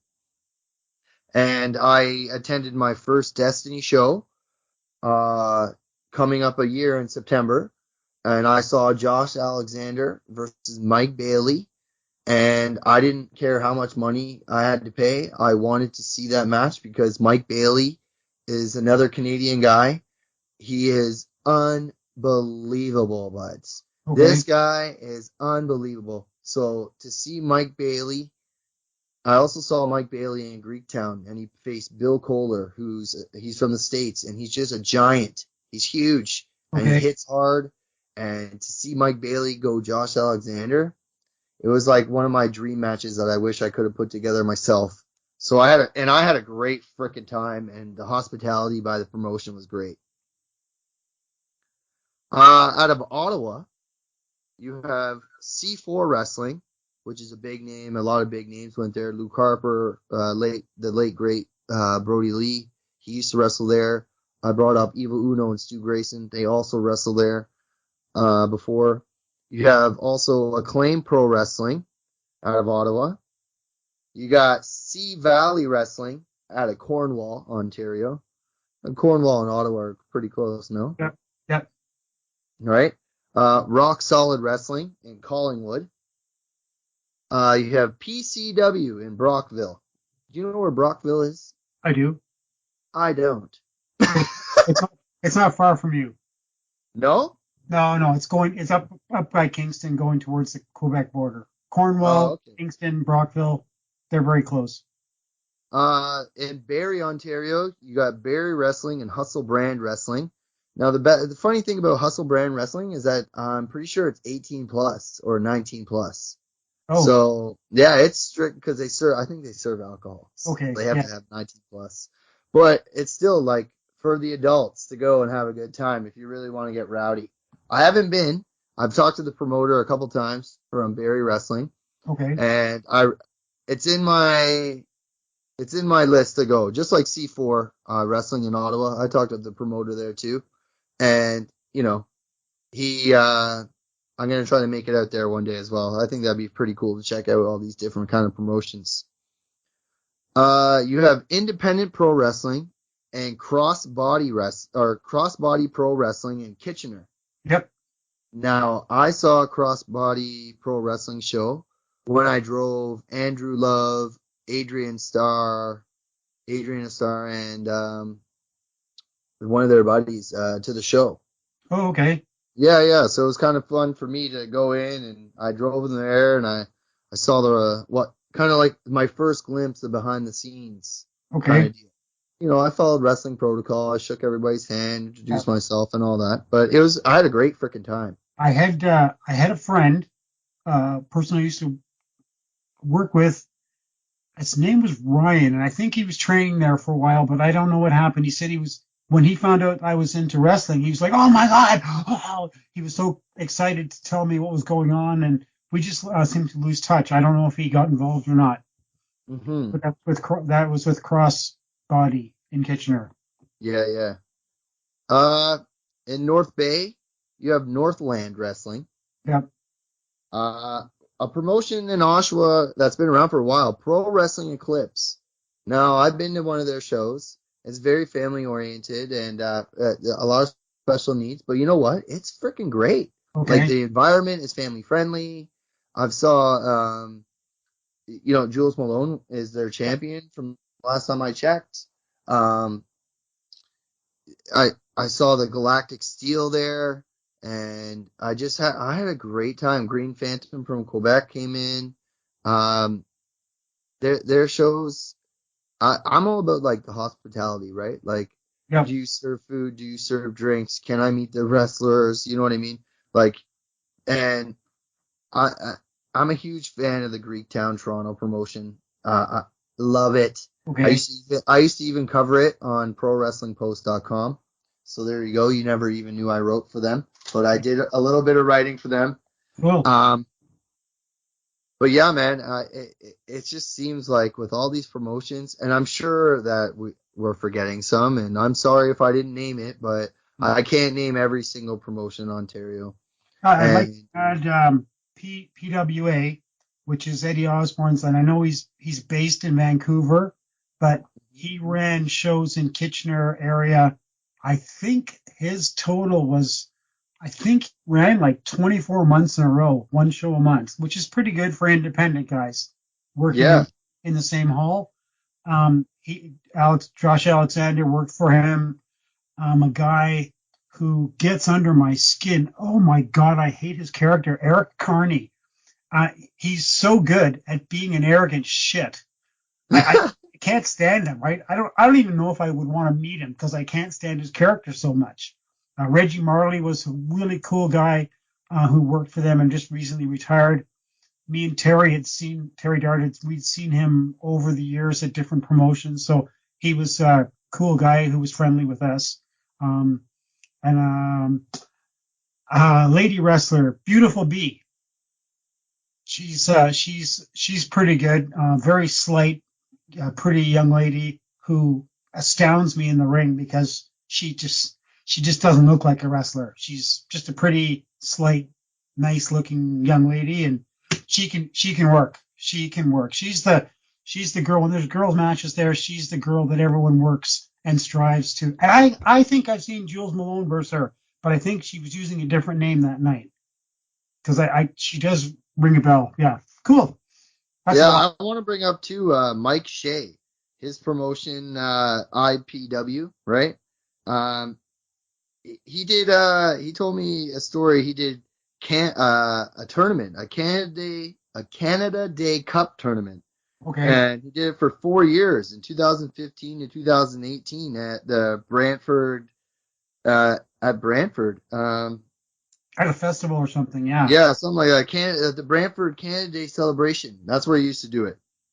And I just, I wanted to say when I was talking to people about this episode and everything, he was really cool with me. He invited me out to Brantford, and he said he'll teach me the ropes. And so I wanted to bring up his promotion and say, like, he's an awesome dude. he's a friend of mine, absolutely, because I mean he's been nothing but good to me, and he's trying to help me excel and learn more about the wrestling inside the business, like behind the scenes, what does it take to set up a show and everything. So big shout out to him, and I appreciate it. And since I'm on this platform, if anybody needs ring help and want to teach me, holler at your boy. Yep. But it seems like with all these promotions too, right? Like I was saying, opportunities are endless for guys nowadays. The promoter, one of the big guys out of Greektown Wrestling, an Ontario guy, Channing Decker. Yep. Channing Decker, I saw him wrestle against Tajiri and Tommy Dreamer and RJ City. I see him go Sabu. He's also now working with the hit wrestling show on Vice. Well, we get it on Crave, but Dark Side of the Ring. Okay. I've brought up that show up to you, I think, off the air of a couple Yep. times to you. Yeah, he just played Brian Pillman. He was in the New Jack episode, so it's like he's doing really well. Cool. His brother Trent Gibson of Greektown Wrestling, he does a YouTube show. I think he plays like video games and stuff like that. Another guy I think you would like is Pretty Ricky. Oh yeah, Pretty Ricky Wildley. Yes, you Yes. know him. Yeah, he's pretty cool. He is I've seen him hilarious. wrestle a couple of times. He's got a fantastic gimmick. He's pretty it's pretty good, and he's Yeah, for a smaller guy, he's pretty talented. I know, right? Every time I see him, man, he just puts a smile on it because I think it's so funny. Everything he does is entertaining, and I think it's so funny. I saw him actually go Adrian a Star at Crossbody in Kitchener. That's where that's one of the times I saw him. I Okay. even have an autographed photo from him. I think he's great. Yeah. Another guy that's really great, big guy. He was even at the WWE Canada tryout when they came for SummerSlam. He played in the CFL too. Is John Atlas? Okay. Yeah, cancer survivor. He's one hell of a performer, strong as an ox. I see it. He's a Greektown. They call him a Greektown wrestling original. Nothing bad to say about him. He's amazing, man. Good. Another guy you'll know, friend of the show, Rip Impact. Yep. He follows our Facebook groups. He has his own. I think he started the Canadian Treasure Group. You're blowing me away here. Yeah, of course I am, because you didn't come prepared. But whatever. I'm just joking. I'm joking. Another guy, he wanted to send in a clip, but he was too busy, and that's fine. I told him we understand. Is Von Vertigo. Now, Von Vertigo has just released. He's been doing this whole backyard pro wrestling thing, and during the pandemic, which is kind of neat. I've checked it out. It's backyard pro wrestling. It's entertaining. If you want a good laugh, give it a go. But he's also in a tag team. I think they're called Fight or Flight, and his tag team partner is Gabriel Fureza. I hope I said that right. But those two guys I saw at the Alpha One show together. I think they're great. They're young, super young. They're known for hashtag flippy shit, I guess is what the fans say. Yep. Another great tag team is Shane Saber and Space Monkey. Have you ever seen Space Monkey? No. Okay, so this guy dresses up like a legit monkey. Okay. And his whole character is a monkey. And together they're the Space Pirates, and that's who they faced. They faced Fight or Flight, which is Von Vertigo and Gabriel. Mm-hmm. But yeah, I found out that I work with a couple guys that know Gabriel, so that's kind of funny. He's from Pickering. Okay. Steve Brown, he's a Hamilton guy, big name in Hamilton, huge. Holden Albright is another up and comer. Now Holden Albright, I have to shout out and thank him for sending in a clip to the show. He volunteered and sent in a clip to the show, so thank you, buddy, for doing that. But Holden's known for wearing a wolf mask over his face, and he says it right. He's a fan living his dream, and he reads the books and listens to the podcast. He's a good kid. I like him. These two I'm going to bring up are actually, they went to the States and are wrestling in the States, I'm pretty sure. Andrew Love, who's like 20 years old, and the kid is super driven, and Jody Threat, who is big in Toronto. Like, Jody Threat is very talented, and nothing's slowing her down, man. She keeps on going. Alexia Nicole is another one, another female wrestler. She's from Ontario. She also has made appearances on Impact Wrestling, which is like good for her. Like I said, like this is great. Like all these Ontario young wrestlers getting opportunities. I love it. Sexy Stan Smith, big shout out to him for sending in a clip. Yep.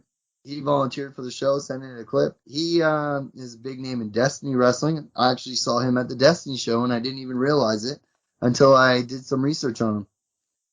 A big name in Ontario for me. This guy's gonna make it. I think one day he's gonna make it. Is Kobe Durst? Have you ever heard of Kobe Durst? I've seen him. You've seen him? Yeah, I've seen him. I think twice. He's a skinny kid with nice, really pretty hair. Yeah, not so skinny anymore. Oh, He put on a lot of weight. I think he's putting on serious muscle. okay. Yeah, he's really playing the Ram Jam character Okay. up to its play. But you know what? Good for him, man. He's good. I like it. I was impressed because he looked like he might get broken in half, but he did a really good job. Excellent at the sympathy card. Fantastic at the sympathy card. Great baby face, getting the shit kicked out of him and making a comeback. Yeah, I have seen him twice. Cool. Yeah. Another match you should watch is Kobe Durst versus Aiden Prince, Greektown Wrestling. Unbelievable match. Okay, I've seen Aiden Prince too. Yeah, he's great too. Yeah. I've seen him a few times. He's another one that's going places. I'm gonna shout out these two guys. Toast, the Toast man from the champion from CWO. Yep. He sent in an audio clip, so I wanted to thank him for that. And another great Ontario talent who sent in an audio clip is Sway Archer. So again, thank you guys for both sending in those audio clips. These are two guys on the Ontario scene that are just going up, man. It's like, again, with all the promotions I named, and I'm sure I left out many, it's amazing to see the opportunities for wrestlers in this country. Especially when we get over this pandemic. Like, it's going to bust loose. Everything's going to bust loose, Jesse. The economy's going to bust loose. Everything's going to bust loose. And all these poor guys that have had nowhere to perform or basically nowhere to perform the shows are going to explode. I agree, man. And things are starting to come around and open up. And I can't wait because a couple guys that were held down by the pandemic were Adrian Starr, who's from Oshawa. He's part of the Galactic Steel tag team for Pro Wrestling Eclipse in Oshawa. I saw him in Kitchener. Also, Jimbo Jones. I saw Jimbo Jones in Kitchener. And another young guy that's a baby face, and I just think fans are really going to enjoy him too. Have you ever heard of the Dirty Vets? No. Another old school tag team, buddy. I love them. I saw them. I think I saw them in Kitchener one time, and they were great. One of my favorites in Ontario right now. He's I'm pretty sure he's Destiny champion. Not Destiny, sorry. Super Kick champion. Mark Wheeler, the Golden Gun. Mark Wheeler. Okay. Look this guy up, man. He's going places. He's good. He can piss you off. He's talented in the ring. I saw him at the Alpha One show in Oshawa when he faced Josh Alexander, and the match was fantastic. I mean, I'm pretty sure, like anything, I'm pretty biased. Like Josh is one of my favorites. Yeah. So, but to see Mark, a guy I never even heard of until that very day, go one of my favorites, and he stood up, and it was a great match, man, and I loved it. Just like another guy that never lets you down. He's huge in Smash Wrestling, Super Kicked, all the Toronto promotions. I'm surprised this guy's not signed yet, but Tarek, Punch, Kick, Chop. This guy is unbelievable. Technically sound. Perfect. I don't know why. Like, some of these guys, I don't know how these guys are not signed. Well, this is one guy that you should talk about. And before we start to wrap things up, but your buddy Jim Connolly. Oh, old school, yeah. We old school has he was gracious enough to send in a clip also for us, and that's really nice of him. I've known Jim for probably 25 years, off and on. We traveled to shows together. We went to I can't remember what the name of the show was, but it was a show in Buffalo, and it was an epic Terry Funk, Ric Flair, I Quit match show, I think it was, and just oh god. Terry Funk I Quit match.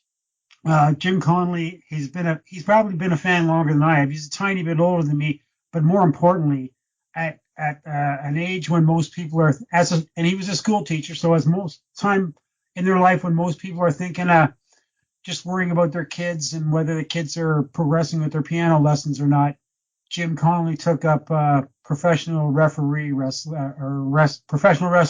refereeing from Ron Hutchinson, and he's known as old school, and he's old school, and he's a really good referee. When he needs to be part of the show or part of the match, he can do it, and when he doesn't need to be part of the match, he can also do that. Great guy, great friend, and great referee. Great referee. Really, it's just so cool to see someone that you've known for a long time do something completely out of the norm. It's like me or you going, well, maybe not you as much. You could probably do it, but that's like me picking up right now saying, you know what? I think I want to learn how to be a professional wrestling referee. It'd be so cool.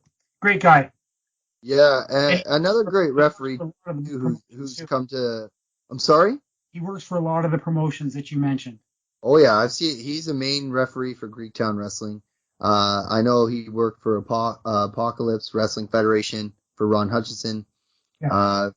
He did all those shows at the CNE for Ron.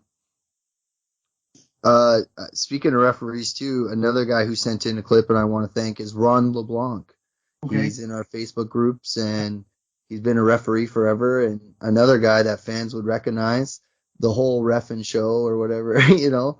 He's it just goes to show, man, when it comes to pro wrestling in Ontario, we're one of the richest in pro wrestling history. And with the opportunities, with the promotions that we named, this province alone is going to continue to pump out magnificent talent going forward. Magnificent talent. Quite a few years ago, I did a small writing project on professional wrestling cards in Ontario.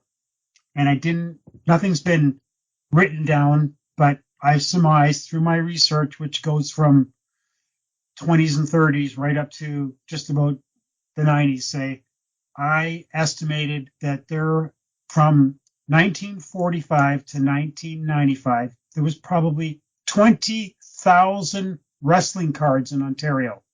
20,000 wrestling cards. Wow. Just cards. That's what, encompassing all the promoters, right from what we already talked about, the size in Ontario being as big as it is. Detroit promotion coming in, the Quebec promotions coming in, the American promotions coming across the border, Tunney's, Empire, all the independent guys that have worked decades and decades and decades in Ontario.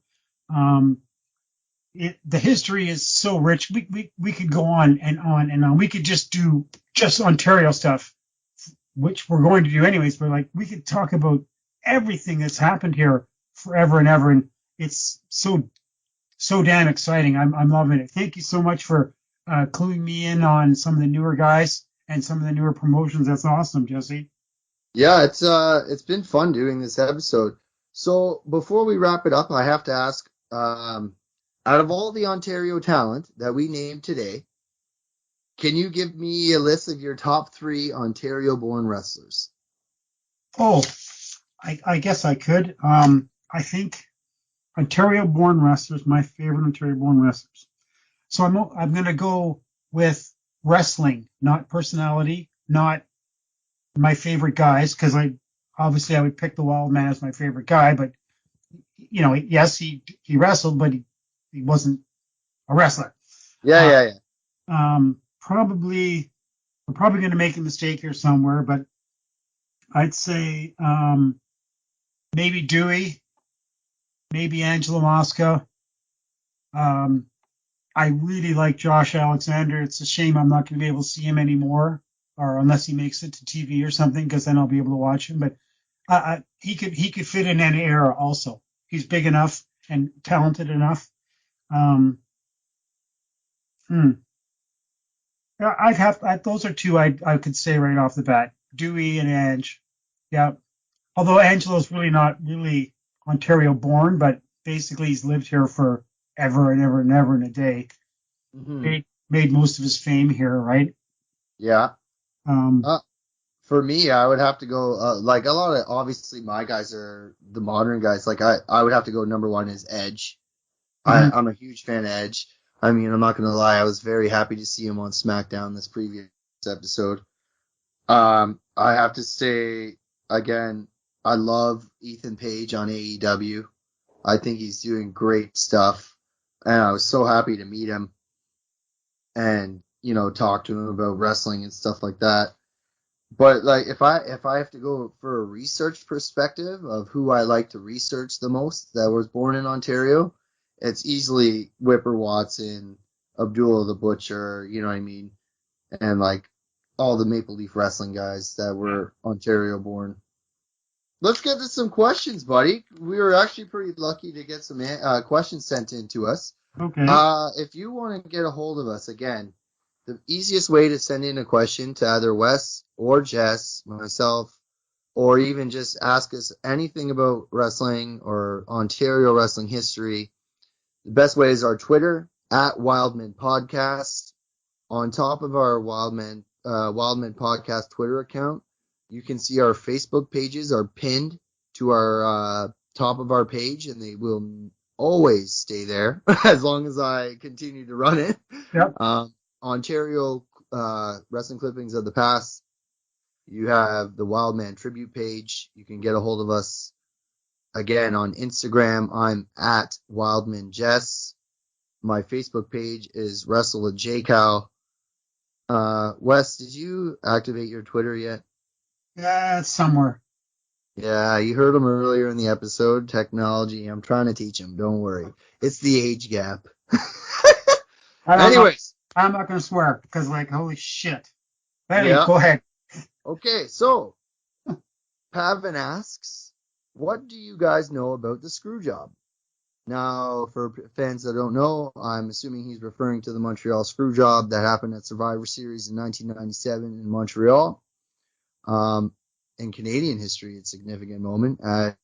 It was the first. I don't want to believe it was the first time it happened, but Vince McMahon screwed Bret Hart, who is, in my mind, he's one of my favorite wrestlers of all time, hands down. Don't care what anybody says. He's one of my favorites. I love him. I agree. And they screwed him over live in his own country. He didn't know about it. But in a sense, I kind of understand why they did it. I don't believe it at all.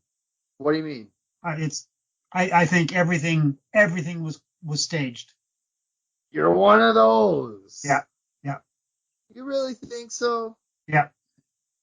Because if you look at the history, Medusa took the female belt, the Divas belt, woman's title, to Nitro, which is WCW, Ted Turner's company, right? She and Eric Bischoff made her throw the WWF women's title in the garbage live on their show. Yep.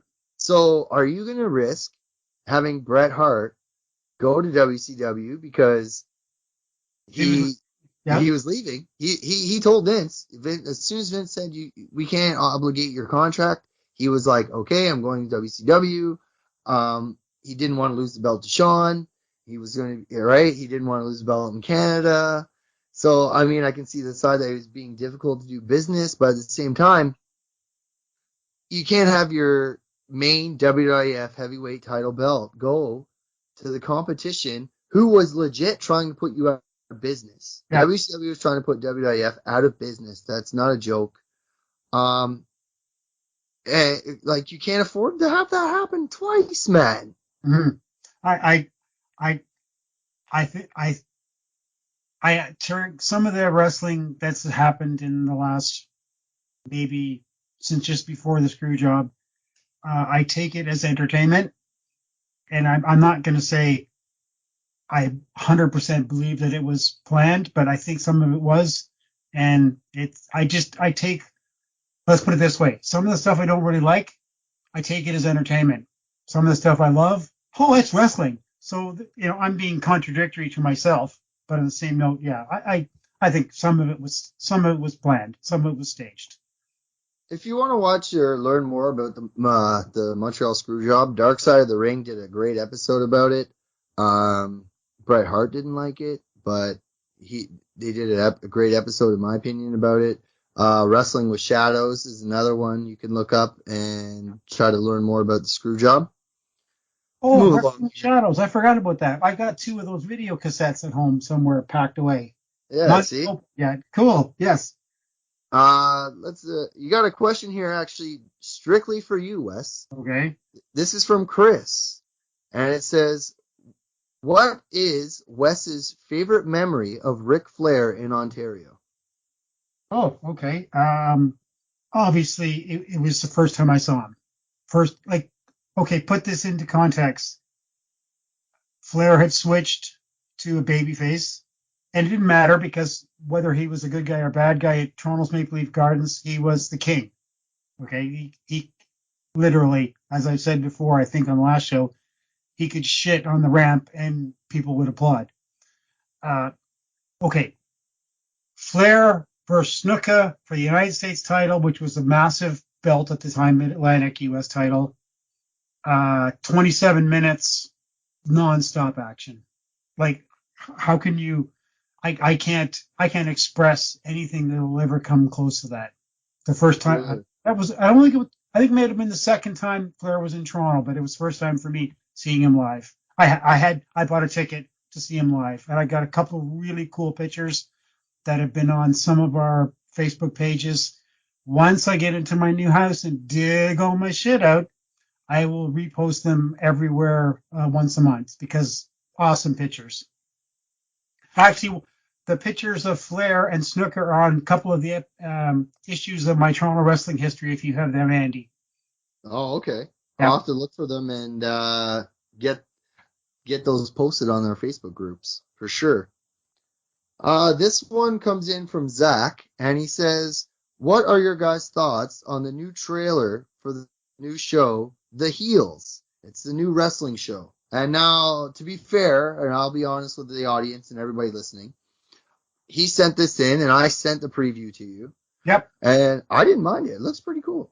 I watched it, and it looks interesting. I'm not a big fan of soap opera is kind of things. It looks like it might be a bit of a soap opera, but it's about time that someone somewhere mentally said, "Hey, we should do some sort of a series on pro wrestling." Looks pretty interesting. If it succeeds, that's awesome. Depending on when and where I get my TV set up eventually, I'm going to watch it. I might not watch it all, but I'm going to watch at least if it keeps my interest, right? Yeah, it makes me think too. Do you think Drawing Heat, the book, could become a Netflix series or a show too? It could be. Of course, it could. Yeah, yes, 100%. It would. Maybe they change the characters, use the general summer season of these guys and their whole life. Carpooling and all the things that the guys have to do to get. And it would be awesome to set it in the time frame. That would be really cool. I don't know. You couldn't tell really by this trailer when it was set. It could be, 10 years ago, 15, 20 years ago. It could be like modern times. So that'll be wait and see that. Yeah, well, I'm going to have to check it out. I don't think if you're not a wrestling fan, you may not like it. But, I mean, who knows? I always say to everybody that's not a wrestling fan, watch Dark Side of the Ring, and they become great fans of the show. So cool. Last question here. And I was told to specifically ask you this. Okay. So this comes from our friend Davin, and Okay. he says, can you do any impressions? I, I, I hate doing impressions. Like, I'm not a impression guy, but for years, let's put it this way, I drove around in a truck for like 30 years. So you're by yourself with your radio, driving around all over the place doing deliveries and stuff. So you do a lot of talking to yourself. So in my wrestling fandom life, in my own little head, I've always done promos for shows or promos for matches. So I always liked the guy from Quebec, and it was always 245 livres from Montreal. Here he is. That's him. C'est lui. Edouard Carpentier. Son adversaire, his opponent today from Dortmund, Quebec. 300 livres. Sailor White. Arbitraire André Roy. So I think his name was Fernand St. Marie. He was a Grand Prix wrestling announcer in the early 70s. But there was a sheet clip floating around on the internet, and where he goes up against this guy called the Guru, who was just a guy. And it's a TV match. And of course, the TV match works around so that the Sheik is pummeling this guy on a TV match right in front of Lord Layton. And Layton gets pissed off, and he judo chops the Sheik, which of course turns into the main event next week or whatever. And at the time, the Sheik's manager, Abdullah Farouk, would be saying something like, you've bitten yourself off too much this time, Layton. You're going to see what the noble exalted Sheik's going to do to you this Saturday night at Cobo Hall. And then, of course, in the next minute, you're going to see what the Sheik's going to do to you this Sunday night at Toronto's Maple Leaf Gardens. And then the next one would be, you're going to see what the Sheik's going to do to you in Cleveland this Monday night.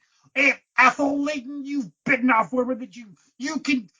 And, well, I'll have none of this now. You go on. You go down to here. We've had enough. And thank you, fans, and thank you very much for watching All-Star Championship Wrestling. We'll be back next week. Thank you. They're crap, but that's because you're sitting in your truck, you're talking to yourself, and I've done that like for decades. Oh, I'm not very good at. Hey, man, I'll tell you. But my generation grew up with Jim Ross as the announcer. So who didn't just bust out, oh my God, Stone Cold. Yeah. Everybody busted that out. Or Jim Ross on when he was doing the Mid-South, or which turned into the UWF, which there's a lot of that stuff floating around. It's just it's fantastic. I love the guys, how they were able to portray the surprise, even though they had a piece of paper in front of them saying exactly what was going to happen. And some of them, like, it was down to the minute, right? 2 minutes into the match, you're going to do this. 4 minutes into the match, you're going to do this. 5 minutes in, they're going to do this.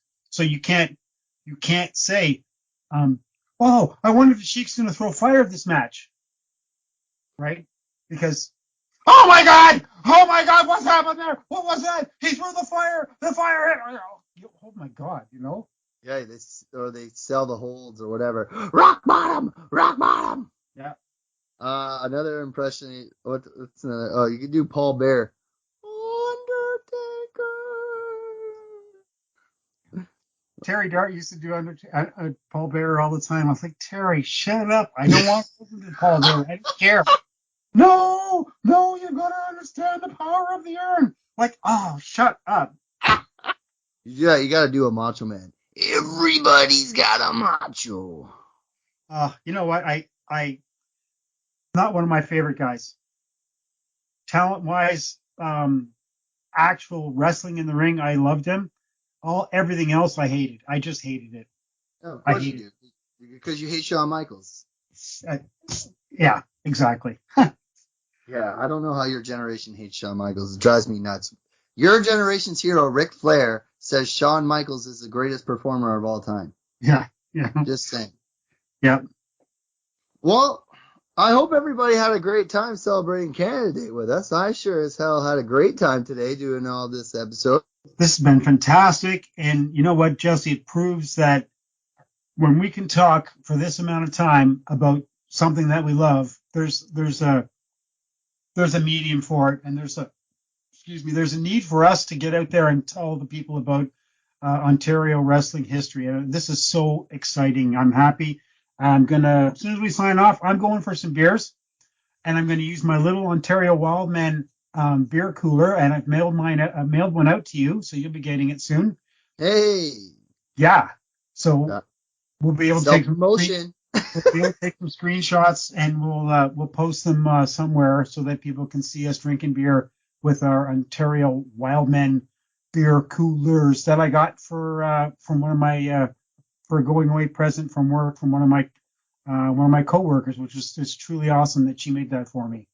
That's awesome, man. I can't wait to get mine in the mail. To get like I said, to get a hold of us, you can also reach us on Twitter at Wildmen Podcast, our Facebook groups, Ontario Wrestling Clippings of the Past. You got the Wildman Tribute page. You can reach me on Instagram at Wildman Jess or on Facebook page Wrestle with J Cal. It's been a blast celebrating Canada Day and covering all this talent. But what's really exciting is that next month, August, we are coming back to the Dave Dynasty Podcasting Network, and we are going back to August 28th, 1986, and we are going to talk about the big event from the CNE Stadium. That's going to be so cool to talk about because we're going to be able to get two completely different aspects on something that I didn't go, but I mean, I was there. I was driving by, et cetera, et cetera. So it's going to be cool. I have a lot to say about it, tons to research about it. So yeah, it's going to be a great show, plus all the other things that we love talking about. Exactly. And I just want to spoil one thing for that episode. August 28th, 1986, that was before WrestleMania 3, Hogan slams Andre. That's right. So we're going even further back so we are going to be in the peak of Hulkamania. We're going to be right in the dead center of it.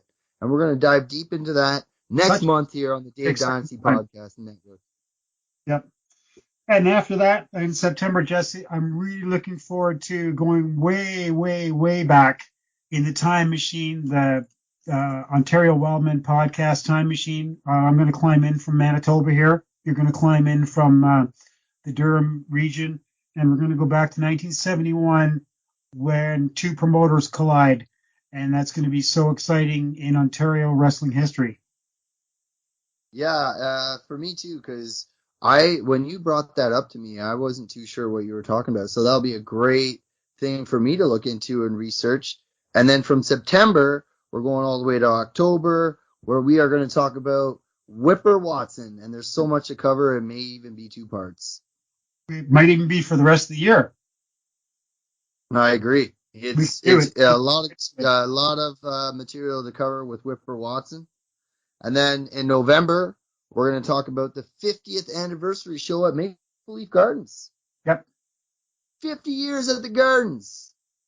It's going to be fun to talk about that and do the research. This is so exciting, so much fun. I love talking wrestling, and it's even better talking with you and all the fans out there, and doing the research, which is so much fun. Hey, Jesse, what do you think about this? And as we go back and forth planning, right? And it's just so great to learn something, teach something, and educate. And we're not teachers. We're just two fans, and it's so cool. I'm so happy I met you. It's been awesome. I agree, man. And we've become very close friends. And, I had a great time celebrating my Canada Day here with you. I'm very happy to say Happy Canada Day and thank everyone for supporting our show. We had a great response the first time, and we just hope to continue to knock it out of the park here on the Dave Dynasty Podcast Network. But until next time, I'm Jess. I'm Wes. And we are the Ontario Wild. Guys, have a great Canada Day. Happy Canada Day, guys.